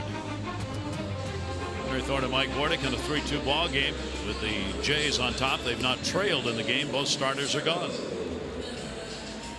Now Baldo out of the game as well, last in the 5 innings, scattering the 6 hits, only 3 earned runs. You know, this line is it's just what the Orioles actually need. I mean, this is what they're going to have to do every night, no matter what. They got to get a little deeper into the ball game, 5 or 6 innings, but keep this offense close enough to where it doesn't feel like it's just got to do so much to overcome.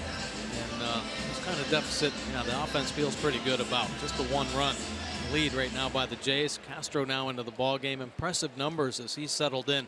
Become a huge piece of this Oriole pen. Opponents hitting just .204, and the righties, that power fastball slider combination, just the 185. So Castro will work against Toronto for just the 2nd time. He's only worked a couple of innings, no runs, just 1 hit. First ball is going to be popped up in the air towards the seats and out of play. Miguel Montero, Jays catcher, 0 for 2. He has struck out and popped out. Another close ball game between these teams, which, as we noted at the start, have played a number of close ball games this year, despite all the offense generated by these two teams. 0-1 delivery by Castro, and that's going to be fouled back. You get a little mano a mano now. Castro, the fastball, what he relies on. Yeah, that's a nice fastball, 97 miles an hour. Running action. It'd be nice if he'd get a little bit of a sink on that fastball. But the nice thing about Castro is, you know, he's about pitching to contact. Yeah, he'd take a strikeout, but he's not up there to strike everybody out. He wants to fill that strike zone up. And hitting. So a pitch that came in catches Montero, and the leadoff man is on here in the 6th inning. He didn't want to do this, though. Getting ahead 0-2, and then loses the slider at the top of the zone, and you see it catch Montero there on that lead elbow. Doesn't make you feel good after getting ahead. Well, you get the leadoff man on in a 1-run ball game. Now Toronto tries to move him around. 2nd hit batter by Castro. Pitch on the outside corner, first strike.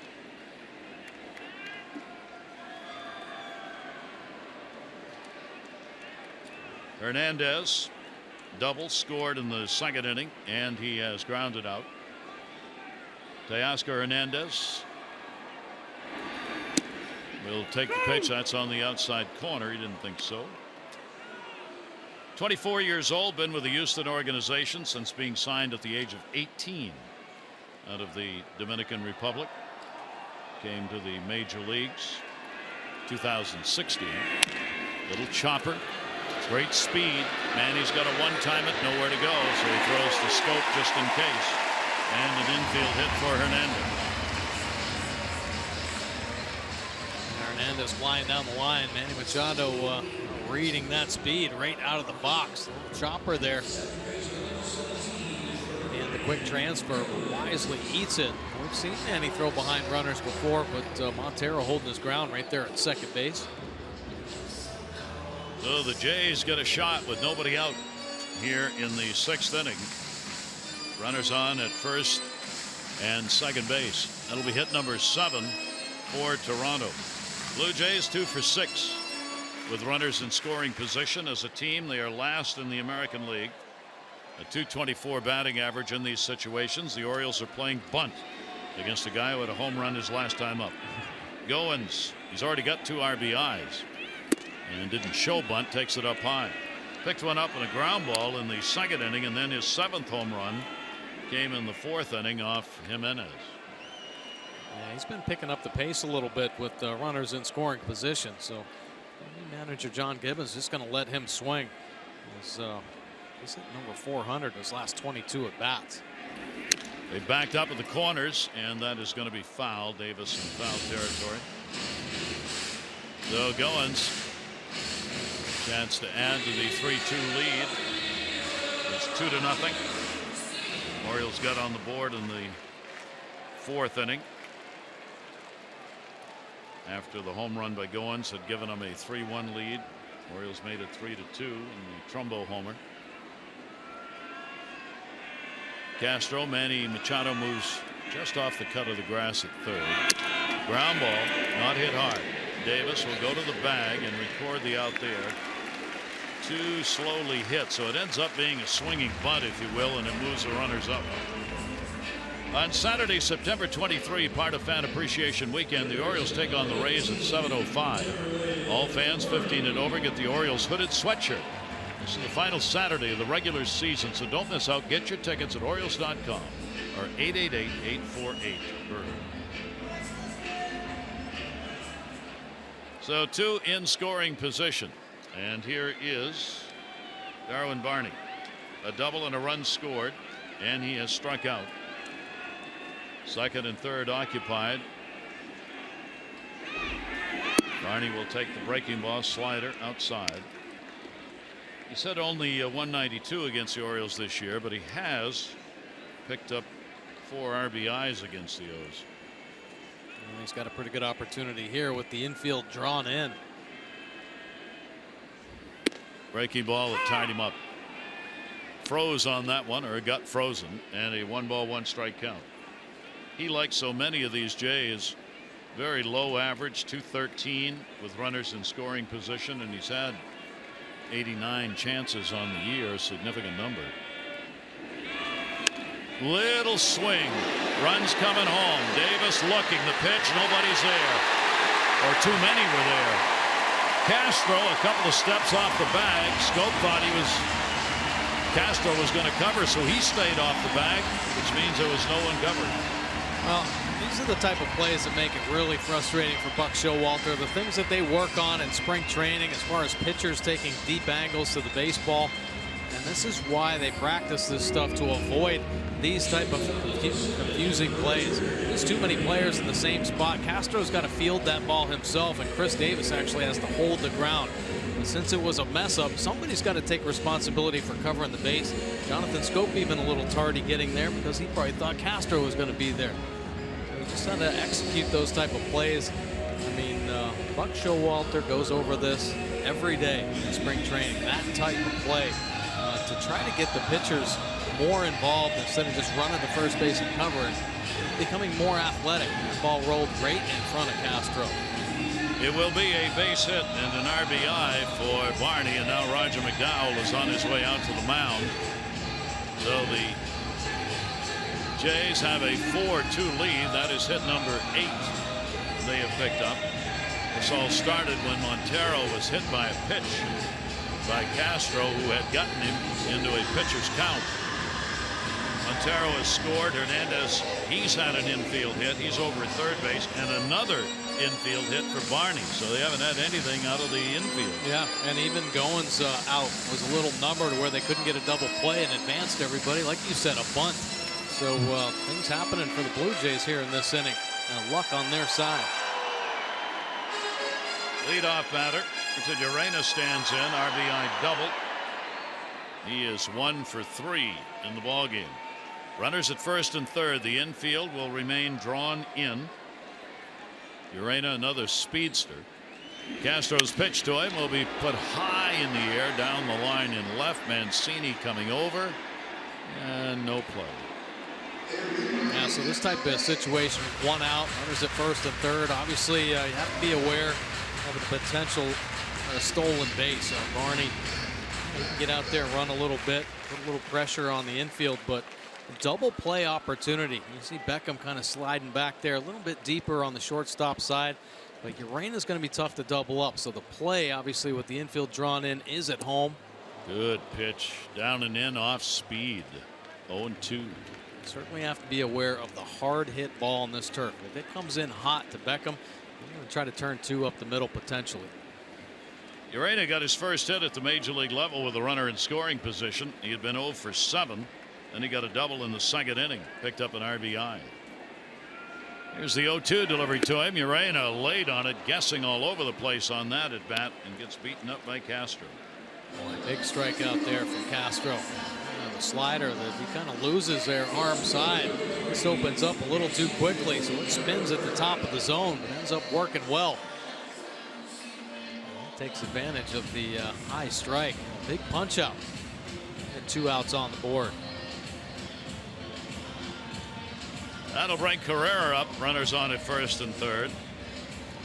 Carrera's 0 for 3 in the ball game, hitting under 200 against the Orioles this year. He has had neither a home run and no RBIs against the Orioles this season. Ezequiel Carrera waiting on it, and the pitch is there for a strike. So Castro trying to work his way out of another unusual inning. 2 runs scored in the second inning on a very similar kind of inning that we've seen here. Ball bouncing all over the place. Some mistakes made by the Orioles, a couple of errors. In this one, it's just bouncing balls and uncovered bases. Swing and a miss. He's had some good movement on that pitch down and in the lefties.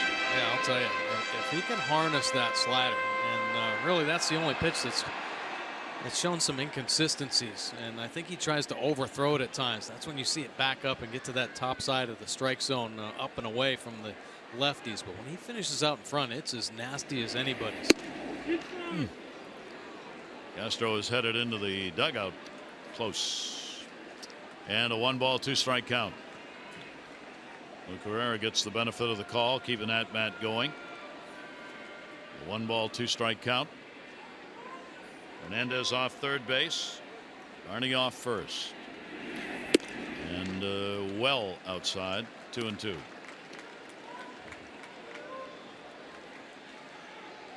Jays have doubled up on the hits against the Orioles, 8-4, and on the scoreboard 4-2. 2-2 delivery. Another one way outside, 3-2. Not where he wanted to go on this. No. Chris Davis will move behind the runner at first base. Barney will be running with 2 down. 3-2 delivery on the way. Ground ball to the middle. Jonathan Scope over. He's got it. Gets the runner at first base for the out. So 1 run will score. A couple of hits, 2 left on base. Jays now up by 2.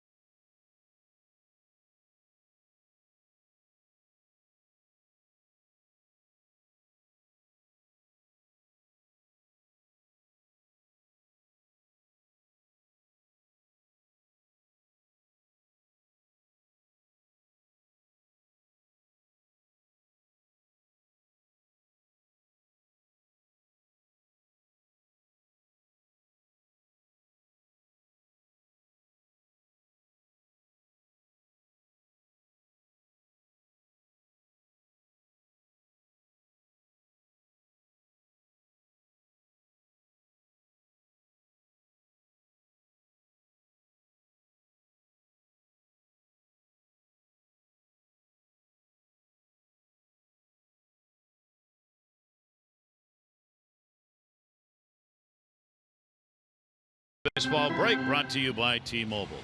Some of the games affecting postseason standings. Yankees 5-1, bottom of the 5th over the Rays. Frazier's had the big home run there.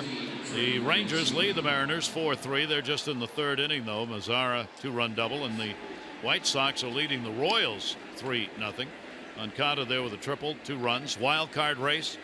A lot of teams still in it, still battling, still got to win in the American League, and that's why those scores matter regarding that wild card race.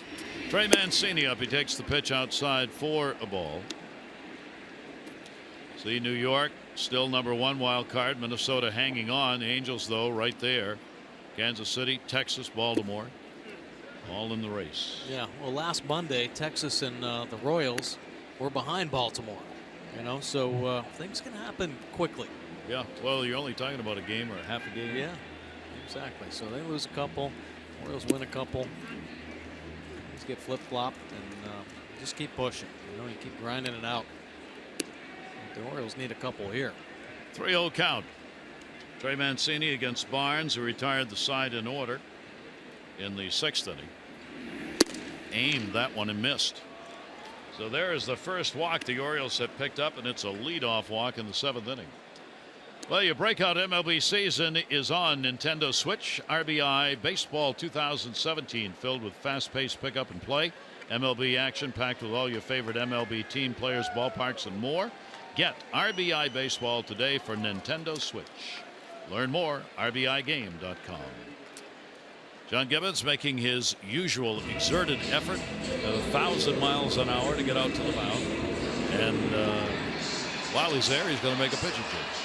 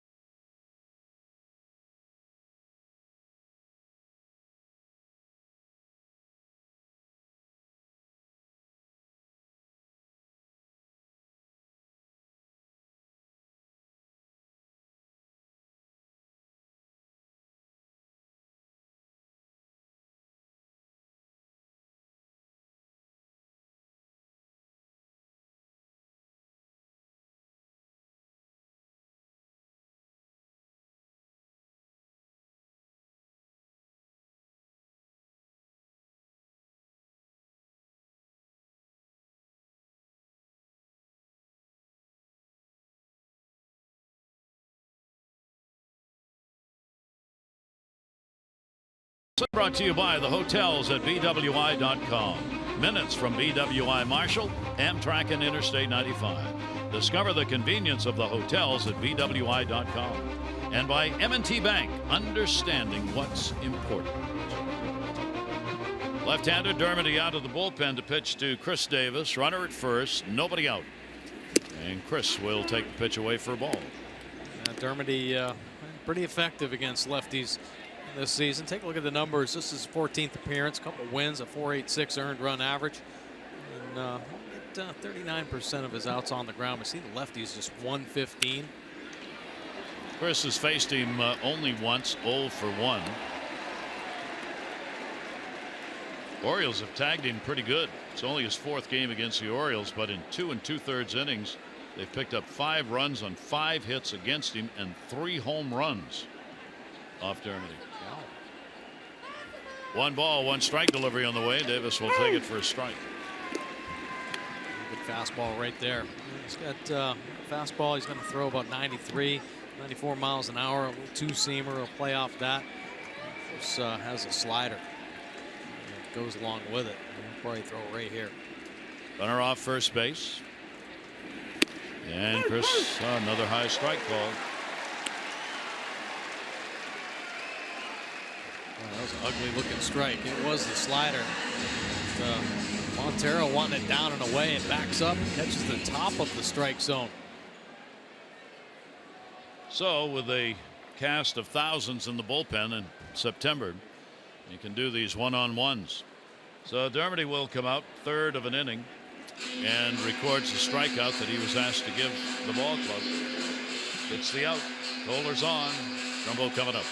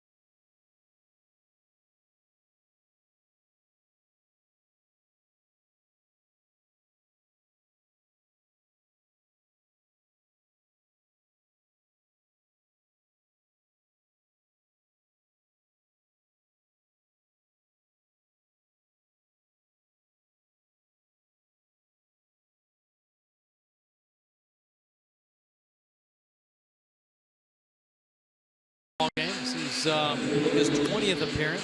13 spot starts this year. Picked up a win. 702 earned run average. Opponent's hitting 297. He's way up 307. Righties at 289. He's given up the 16 long balls. The Orioles looking to have a big inning here. That long ball might come into play. Of course, Mark Trumbo now stepping up to the plate. Runner on at first and one out. Mark Trumbo delivering the long ball, his 23rd. Last time up, 5th inning. That broke an 0 for 14 that Mark had at the plate. Toronto up by a couple, so again the Oriole batter represents the potential tying run in the ball game.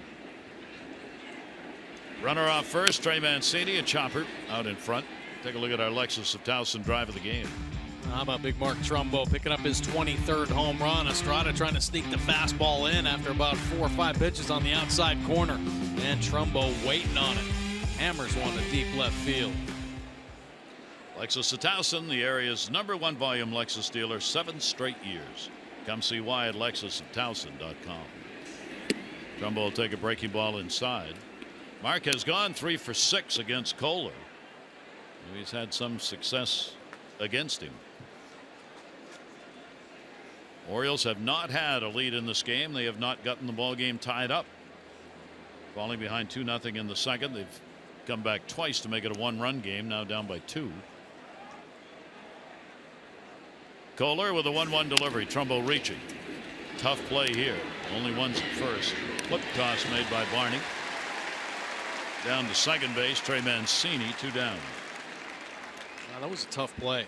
Barney ended up getting himself in a pretty good position to make a throw. A little in-between hop there as Trumbo tops the big breaking ball. This will be a great look.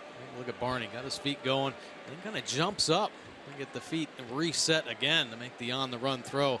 Actually, the jump up, trying to get a better hop instead of that ball hitting him in the chest and having to turn the glove over.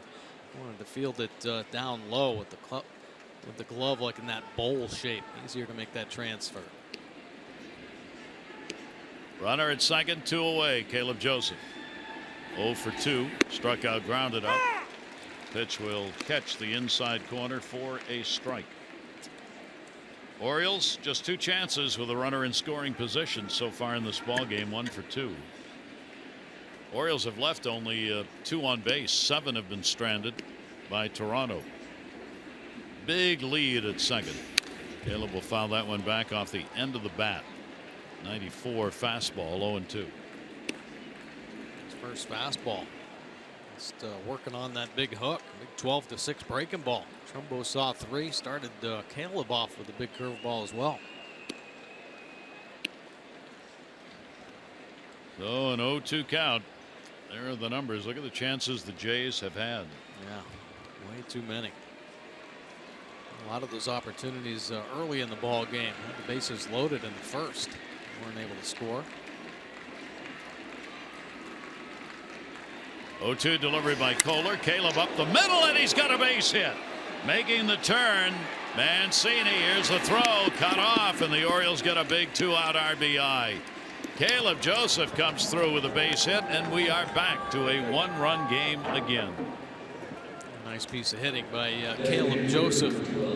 Mancini, secondary lead out at second base. This is going to be a perfect look. See the shuffle by Mancini, and look out. That one went right between the legs of Kohler. Caleb Joseph staying right back through the box. The down fastball that he just drops the head on and picks up an RBI on the back end. I think the Orioles 1 run closer. So Caleb Joseph, 27 RBIs on the year. Trey Mancini got that leadoff walk. The only one the Orioles have had, and they score on it. Barnes will be charged with the run as he surrendered that walk to Trey Mancini. Orioles now with 5 hits in the ball game. Smith has grounded out twice. Seth will take the pitch on the inside corner for a strike.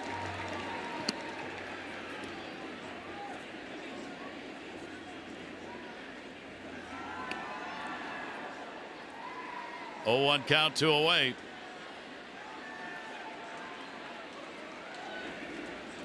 Morales holding the bag on Joseph at first. 0-1 delivery. Smith will take that on the outside corner at 94. That was a good fastball there. Not a lot Smith could do with it. He's looking for that mistake, up and out over. A mistake like the very first fastball that he took, right down the middle. 0-2 delivery on the way to him and fooled him. Off-speed pitch and a strikeout. But the Orioles here in the 7th pick up a run on a hit, lead one, 7th inning stretch time in a 1-run game.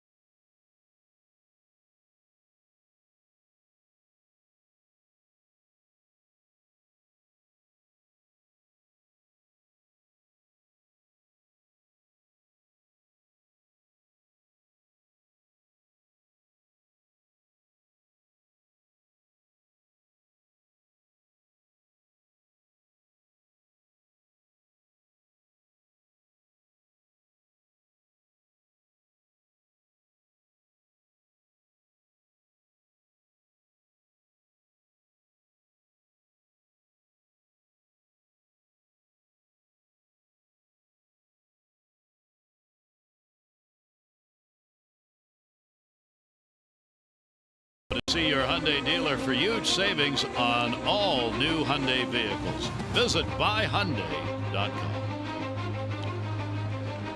CN Tower up above the Rogers Center, clearly visible with the roof open here tonight. And a good ball game. Toronto on top by a score of 4-3. Castro remains on for the Orioles, and it's fouled off by Josh Donaldson. Jimenez working 5, 3 runs, 6 hits, 2 walks, 4 strikeouts. And Castro coming on, giving up a run on 2 hits in the 6th inning. The hit batter, Montero, was the one who crossed there. The Orioles got it back on a leadoff walk.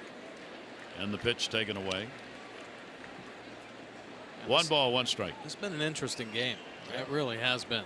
Some of the miscues and like you just said, Montero getting hit by a pitch. He ends up scoring. The walk last inning by Mancini. He ends up scoring. Slider to Donaldson. And just some of the plays early on, back in the 2nd. The Orioles made a couple miscues out in the outfield. Barney trying to slide into 3rd base. Good pitch. Came back fastball, caught the corner. Yeah, we've seen the ball and players all over the place in this ball game. Yeah, and even that last inning that the Blue Jays scored, they didn't even get a ball out of the infield. Nope. 2 ball, 2 strike count. Castro. Morales waiting on deck. Then Pilar. Donaldson, a check swing under the glove. Plenty of time. Beckham gets it there. And Donaldson is retired. This copyrighted telecast is presented by authority of the Orioles, may not be reproduced or retransmitted in any form, and the accounts and descriptions of this game may not be disseminated without the express written consent of the Orioles. Morales has had a base hit. He is 1 for 3, a couple of fly ball outs as well. Kendrys Morales, the designated hitter, working against Castro, bottom half of the 7th inning. Take the pitch for a strike. Castro has picked up 5 hits in his last 14 at bats during the streak. 3-home run ball game August 31 against the Orioles. 0-1 pitch and off speed, heading way out in front. A great changeup right there from Castro. Don't see it too often. Now and then he'll flip one in there against the lefties. Loves the fastball slider combination. The development of that changeup could be a key for Castro. The talks continue about him working into the rotation. And come back with a heater. Second strikeout.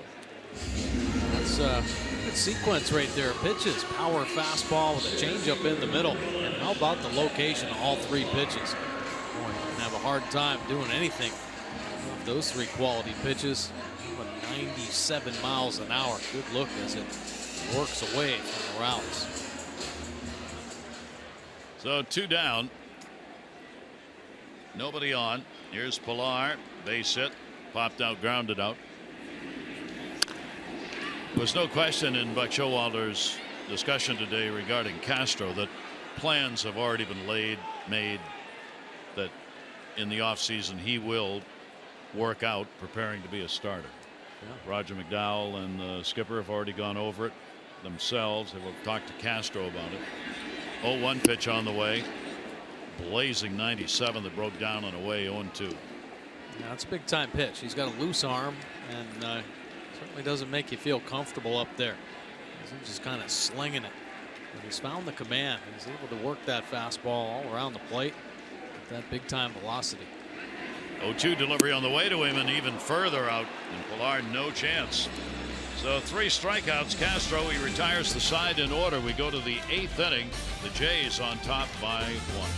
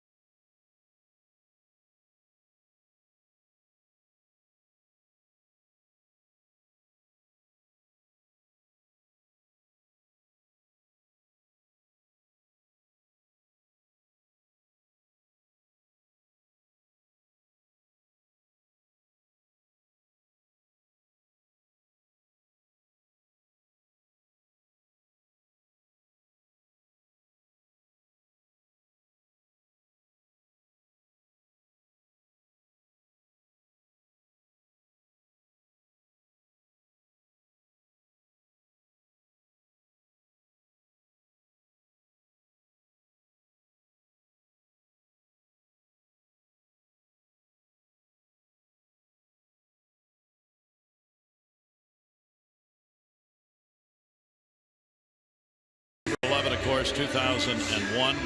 All major league games canceled. Terrorist attacks, World Trade Center, Flight 93, the Pentagon. Games would not resume until September 17th. Blue Jays, they took a 12-hour bus ride. They were in Baltimore to get back home to Toronto. Yankee Stadium was evacuated as a precautionary measure.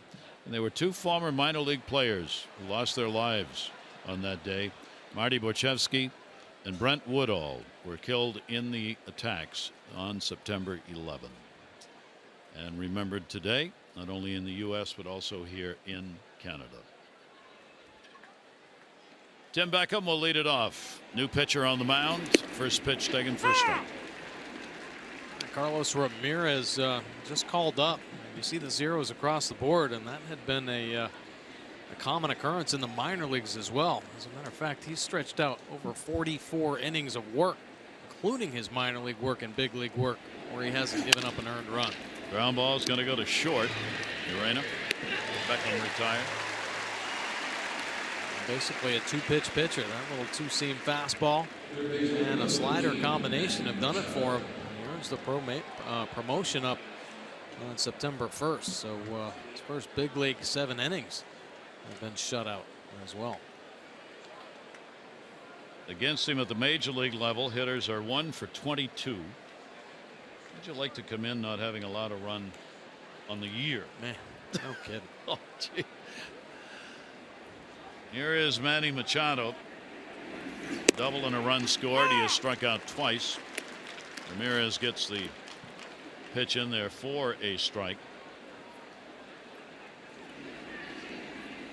Comes to that high set. 0-1 delivery will just miss on the inside corner. 1 ball and 1 strike. It's pretty good movement with that two-seam fastball.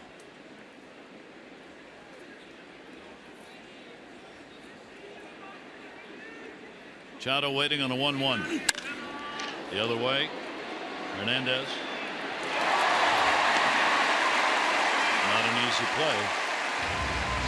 Oh, made it look pretty darn easy though. Manny, what a swing.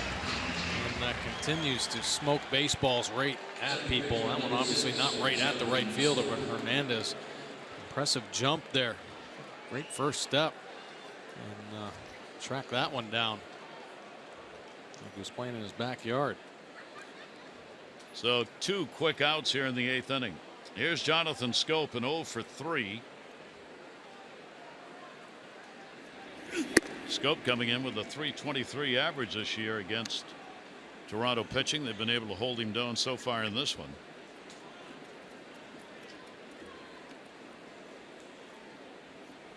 Ramirez delivery.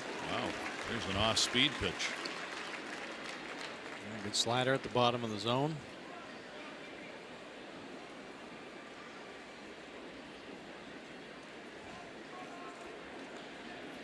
One ball, 1 strike count on Scope. Jonathan takes a pitch just a little bit inside. 2 of those just missing on the inside corner. Orioles get Brad Brock up in the bullpen.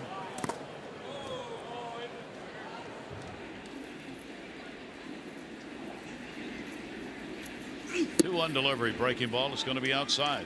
The Orioles would take a walk here. Scope with Jones on deck. 3-1, 1-run game. And get the potential tying run on here with 2 down in the 8th. Jonathan will foul that back and take it to a full count.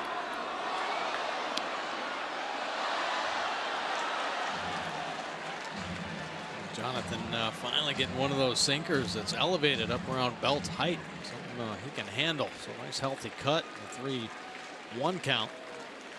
Get 3-2, and you wonder, does he have confidence through that slider 3-2? Full count delivery on the way. That's going to go into the glove of Barney, who was guarding the line. That normally would have been a ball right at him, but he was about a step off the foul line, and the ball came right to him. Bottom of the 8th coming up. 4-3 Jays.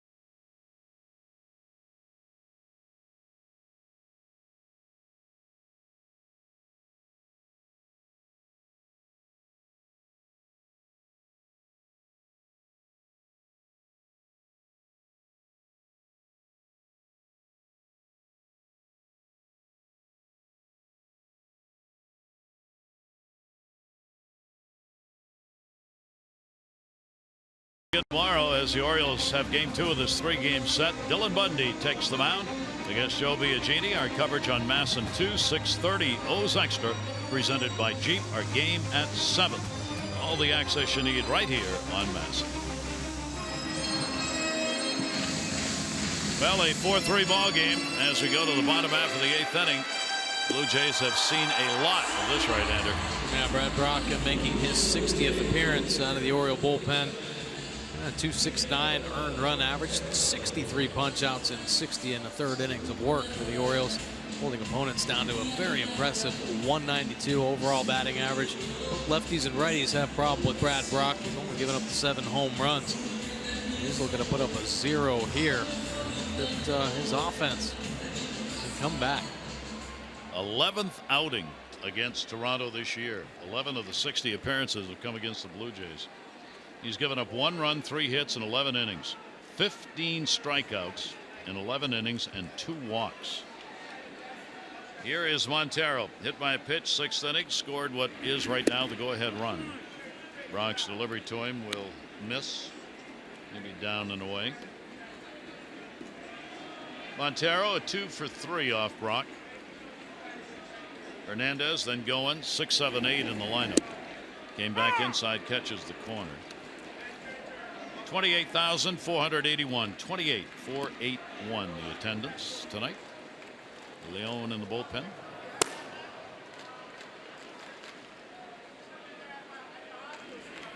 Brock's delivery, and that 2 there for his strike. Nice fastball from Brad Brock. Couple change-ups to start Montero out. Montero looking to do some ambushing early, so a couple change-ups to get him off the heater, and then he just throws a dart by him. 1-2 delivery to him. Montero grounds out against the shift. Manny up and records the out. Good job by Castro out of the bullpen for the Orioles. Another solid 2. He did give up a run. Problem was a hit batter leading off the 6th inning, scored on a Barney infield single. So 1 run, 2 hits, 2 innings, no walks, 3 strikeouts for Castro.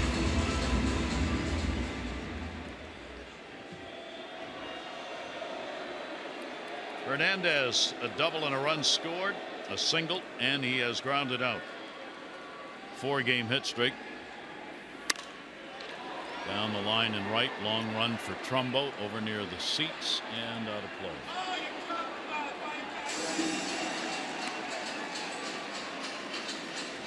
Teoscar Hernandez. He's going to get regular playing time, John Gibbons said, for the rest of the season. Left and right field.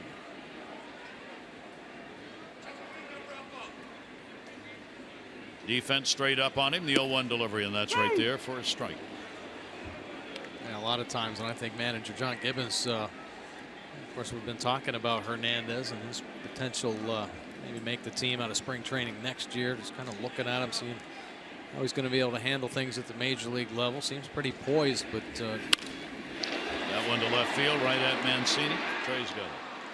Of course, you got to earn the trust of manager John Gibbons, especially late in ball games defensively. Gibby's going to get a good look at him here in the final month. Played 6 years in the minors before he came up with Houston last year for his first major league work. Brad Brock gets a couple of quick outs here in the bottom of the 8th inning. Goins coming up. Number 8 hitters had a big night. 2nd inning, ground ball, RBI. 4th inning, 1 out, solo home run, 7th of the year, and he is grounded out.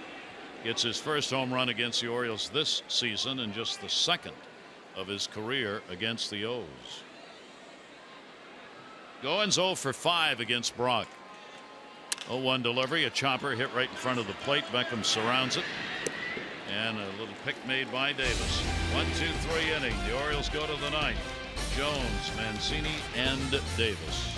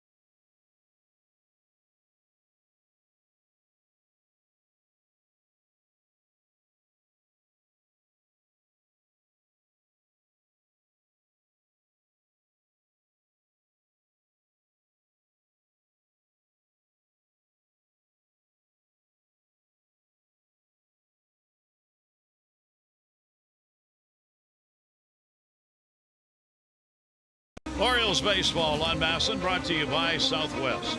Yes to low fares with nothing to hide. That's transparency. Gary Thorne, Mike Bordick here in Toronto. Well-played baseball game. For the most part, when the oddities have happened, teams have taken advantage of it, and the Blue Jays have a 4-3 lead, and we're in the ninth. Dominic Leone coming in to try to pick up the save. This will be his 60th appearance, 3 wins. Out of the bullpen with a 2.62 earned run average. He's been pitching pretty well here recently. 74 punch-outs and 65 innings of work. Holding opponents down to that 2.04 batting average. Righties and lefties both having a hard time of it. He's only given up the 5 home runs. A good fastball in the mid-90s, so cut the fastball a little bit. There's the slider and then a sinker to go with it. He does not have a save. He is 0 for 4 in save situations, even though he's got the 3-0 record. Smokes come on to play at first base for Morales. So the ninth inning, Adam Jones will lead it off. 1 for 3, a base hit for Adam.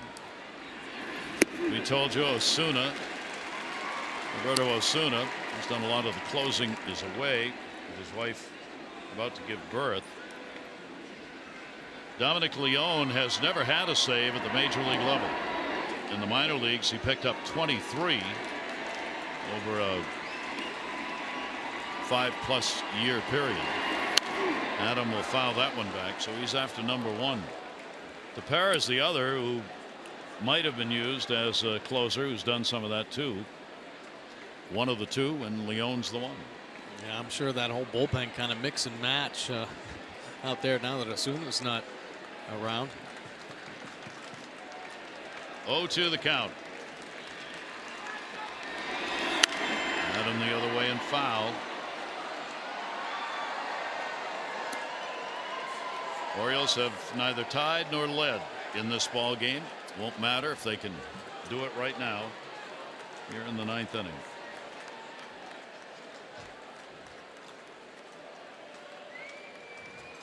Leone likes to work in a hurry. Pitch on the way, and Adams going to get a base hit. That's into left field. Got one up. So the Orioles get the potential tying run on here in the top of the ninth inning. A nice piece of 2-strike hitting there by Adam Jones. A couple good fastballs on the outside corner. He hangs the slider, and Adam Jones goes out and gets him some. Second hit through that 5-6 hole. They're reaching out on an off-speed pitch. Adam now 2 for 9 off Leone. And that'll bring up Trey Mancini. Mancini scored in the 7th inning, picking up the only walk the Orioles have in the game. Pitch, the high strike call to him. Mancini 1 for 3 against Leone. Zach Britton, Oriole closer, getting ready. 8 hits for the Jays, 6 for the Orioles. Mancini's also had a base hit tonight. 0-1 delivery to him. That's up high. And Leone evens it up. Leaving his off-speed pitches up at the top of the zone. Cutting his fastball and everything up there. You see the catcher Montero saying stay back. Get behind the baseball, drive it downhill. Danger zone up at the top. Here's the 1-1 delivery on the way, and a chopper back to the mound. Play's going to be at first. So they get the runner moved up. So the potential tying run with 1 away is now down at second base. Mancini, the first out of the ninth inning. This is what the Orioles wanted. Get a runner out there in scoring position. And Leone not willing to take the chance of throwing it out there second base. Try to get Adam Jones. A quick look, and he just says, well, I'll just take that sure out. So now a discussion on how they want to play this. Well, you got Chris Davis coming up to be followed by Trumbo. Everybody wants to be on the same page here with Adam Jones on at second base.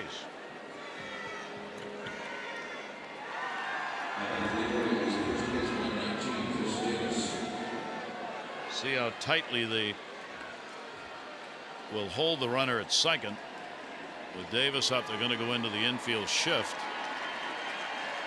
Puts the shortstop URENA in the position of trying to hold Jones, and Adam will test him. Here's the delivery to Davis. Davis whacks one the other way, foul.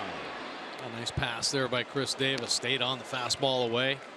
There's some good running action. Works off that outside corner. But staying through it like he was targeting left center field. Davis 0 for 3 off Leone.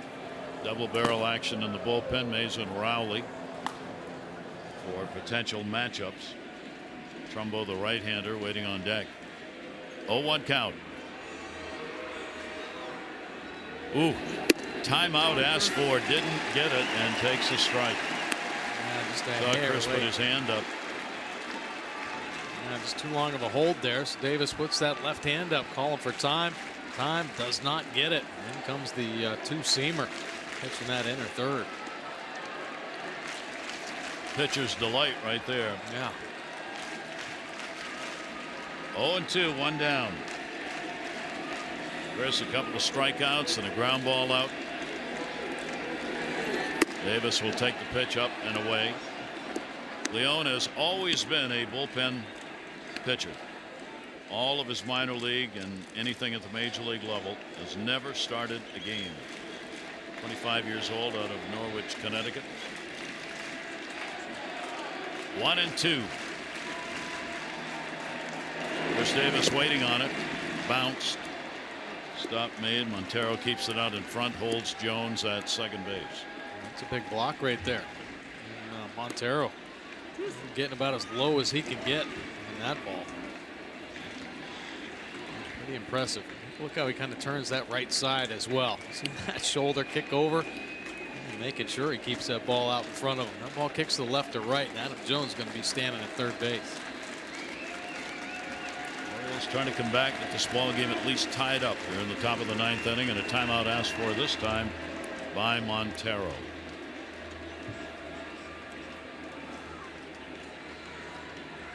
Well, these are the kind of games Mike was talking about earlier that these two teams have played this season, even though the Orioles have an 11-5 edge. Yeah, just a lot of close games. This will be the 11th game, decided by 2 runs or less, potentially.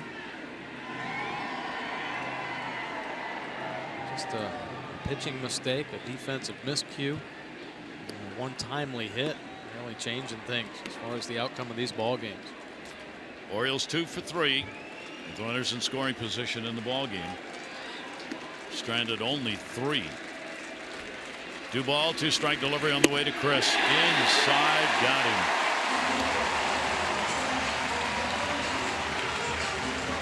Right, brought a two-seam fastball, caught that inner third for strike 2. And he tries the same, but it straightens out. Davis kind of anticipating the two-seam action. What you see, just when you think it's going to come back over, looks like it kind of holds its head there, stays a ball. Davis swinging over the top. So 2 down. Adam remains at second base. Jones, the potential tying runner, with the leadoff single. Here is Trumbo, a home run, ground ball out, strikeout. A look back. Barney has been guarding the line at third for the last 2.5 innings. He's way over there. There's a real good hole between short and third base. 2 down. Chopper, foul. Tough pitch, tough slider down and away. The pitch has kind of been giving Trumbo some problems here recently. Everything on the outer third, on that outside corner, not seeing too well. And in between hacks. It's nice to see that mistake by Estrada on that inner third that he was able to hammer for his 23rd home run. 0-1 count, 2 down. 4 feet away on that one. 0-2.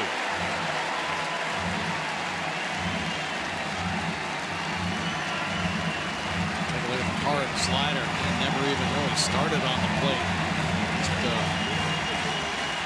Just swinging at that one. So a pitcher trying to get his first major league save. A hitter trying to get a base hit to tie the ball game up.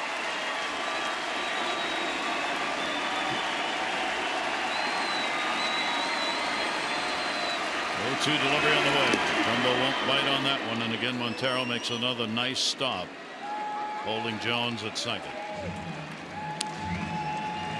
few pretty good ones. He gets down there low. He does not allow for any space in between the 5-hole.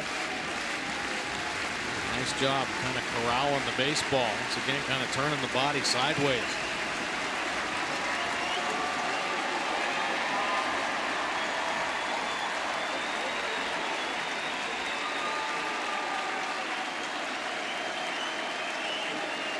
Jones off second, 1-2 delivery again. Trumbo's out. Toronto wins it 4-3. Estrada the winner, 8-8. Jimenez takes the loss. He is 5-10. Leon gets his first major league save. And the Orioles have now lost 5 in a row. And Toronto's got a 3-game win streak. 4-8-0 for the Jays, 3-6-2 for the Orioles.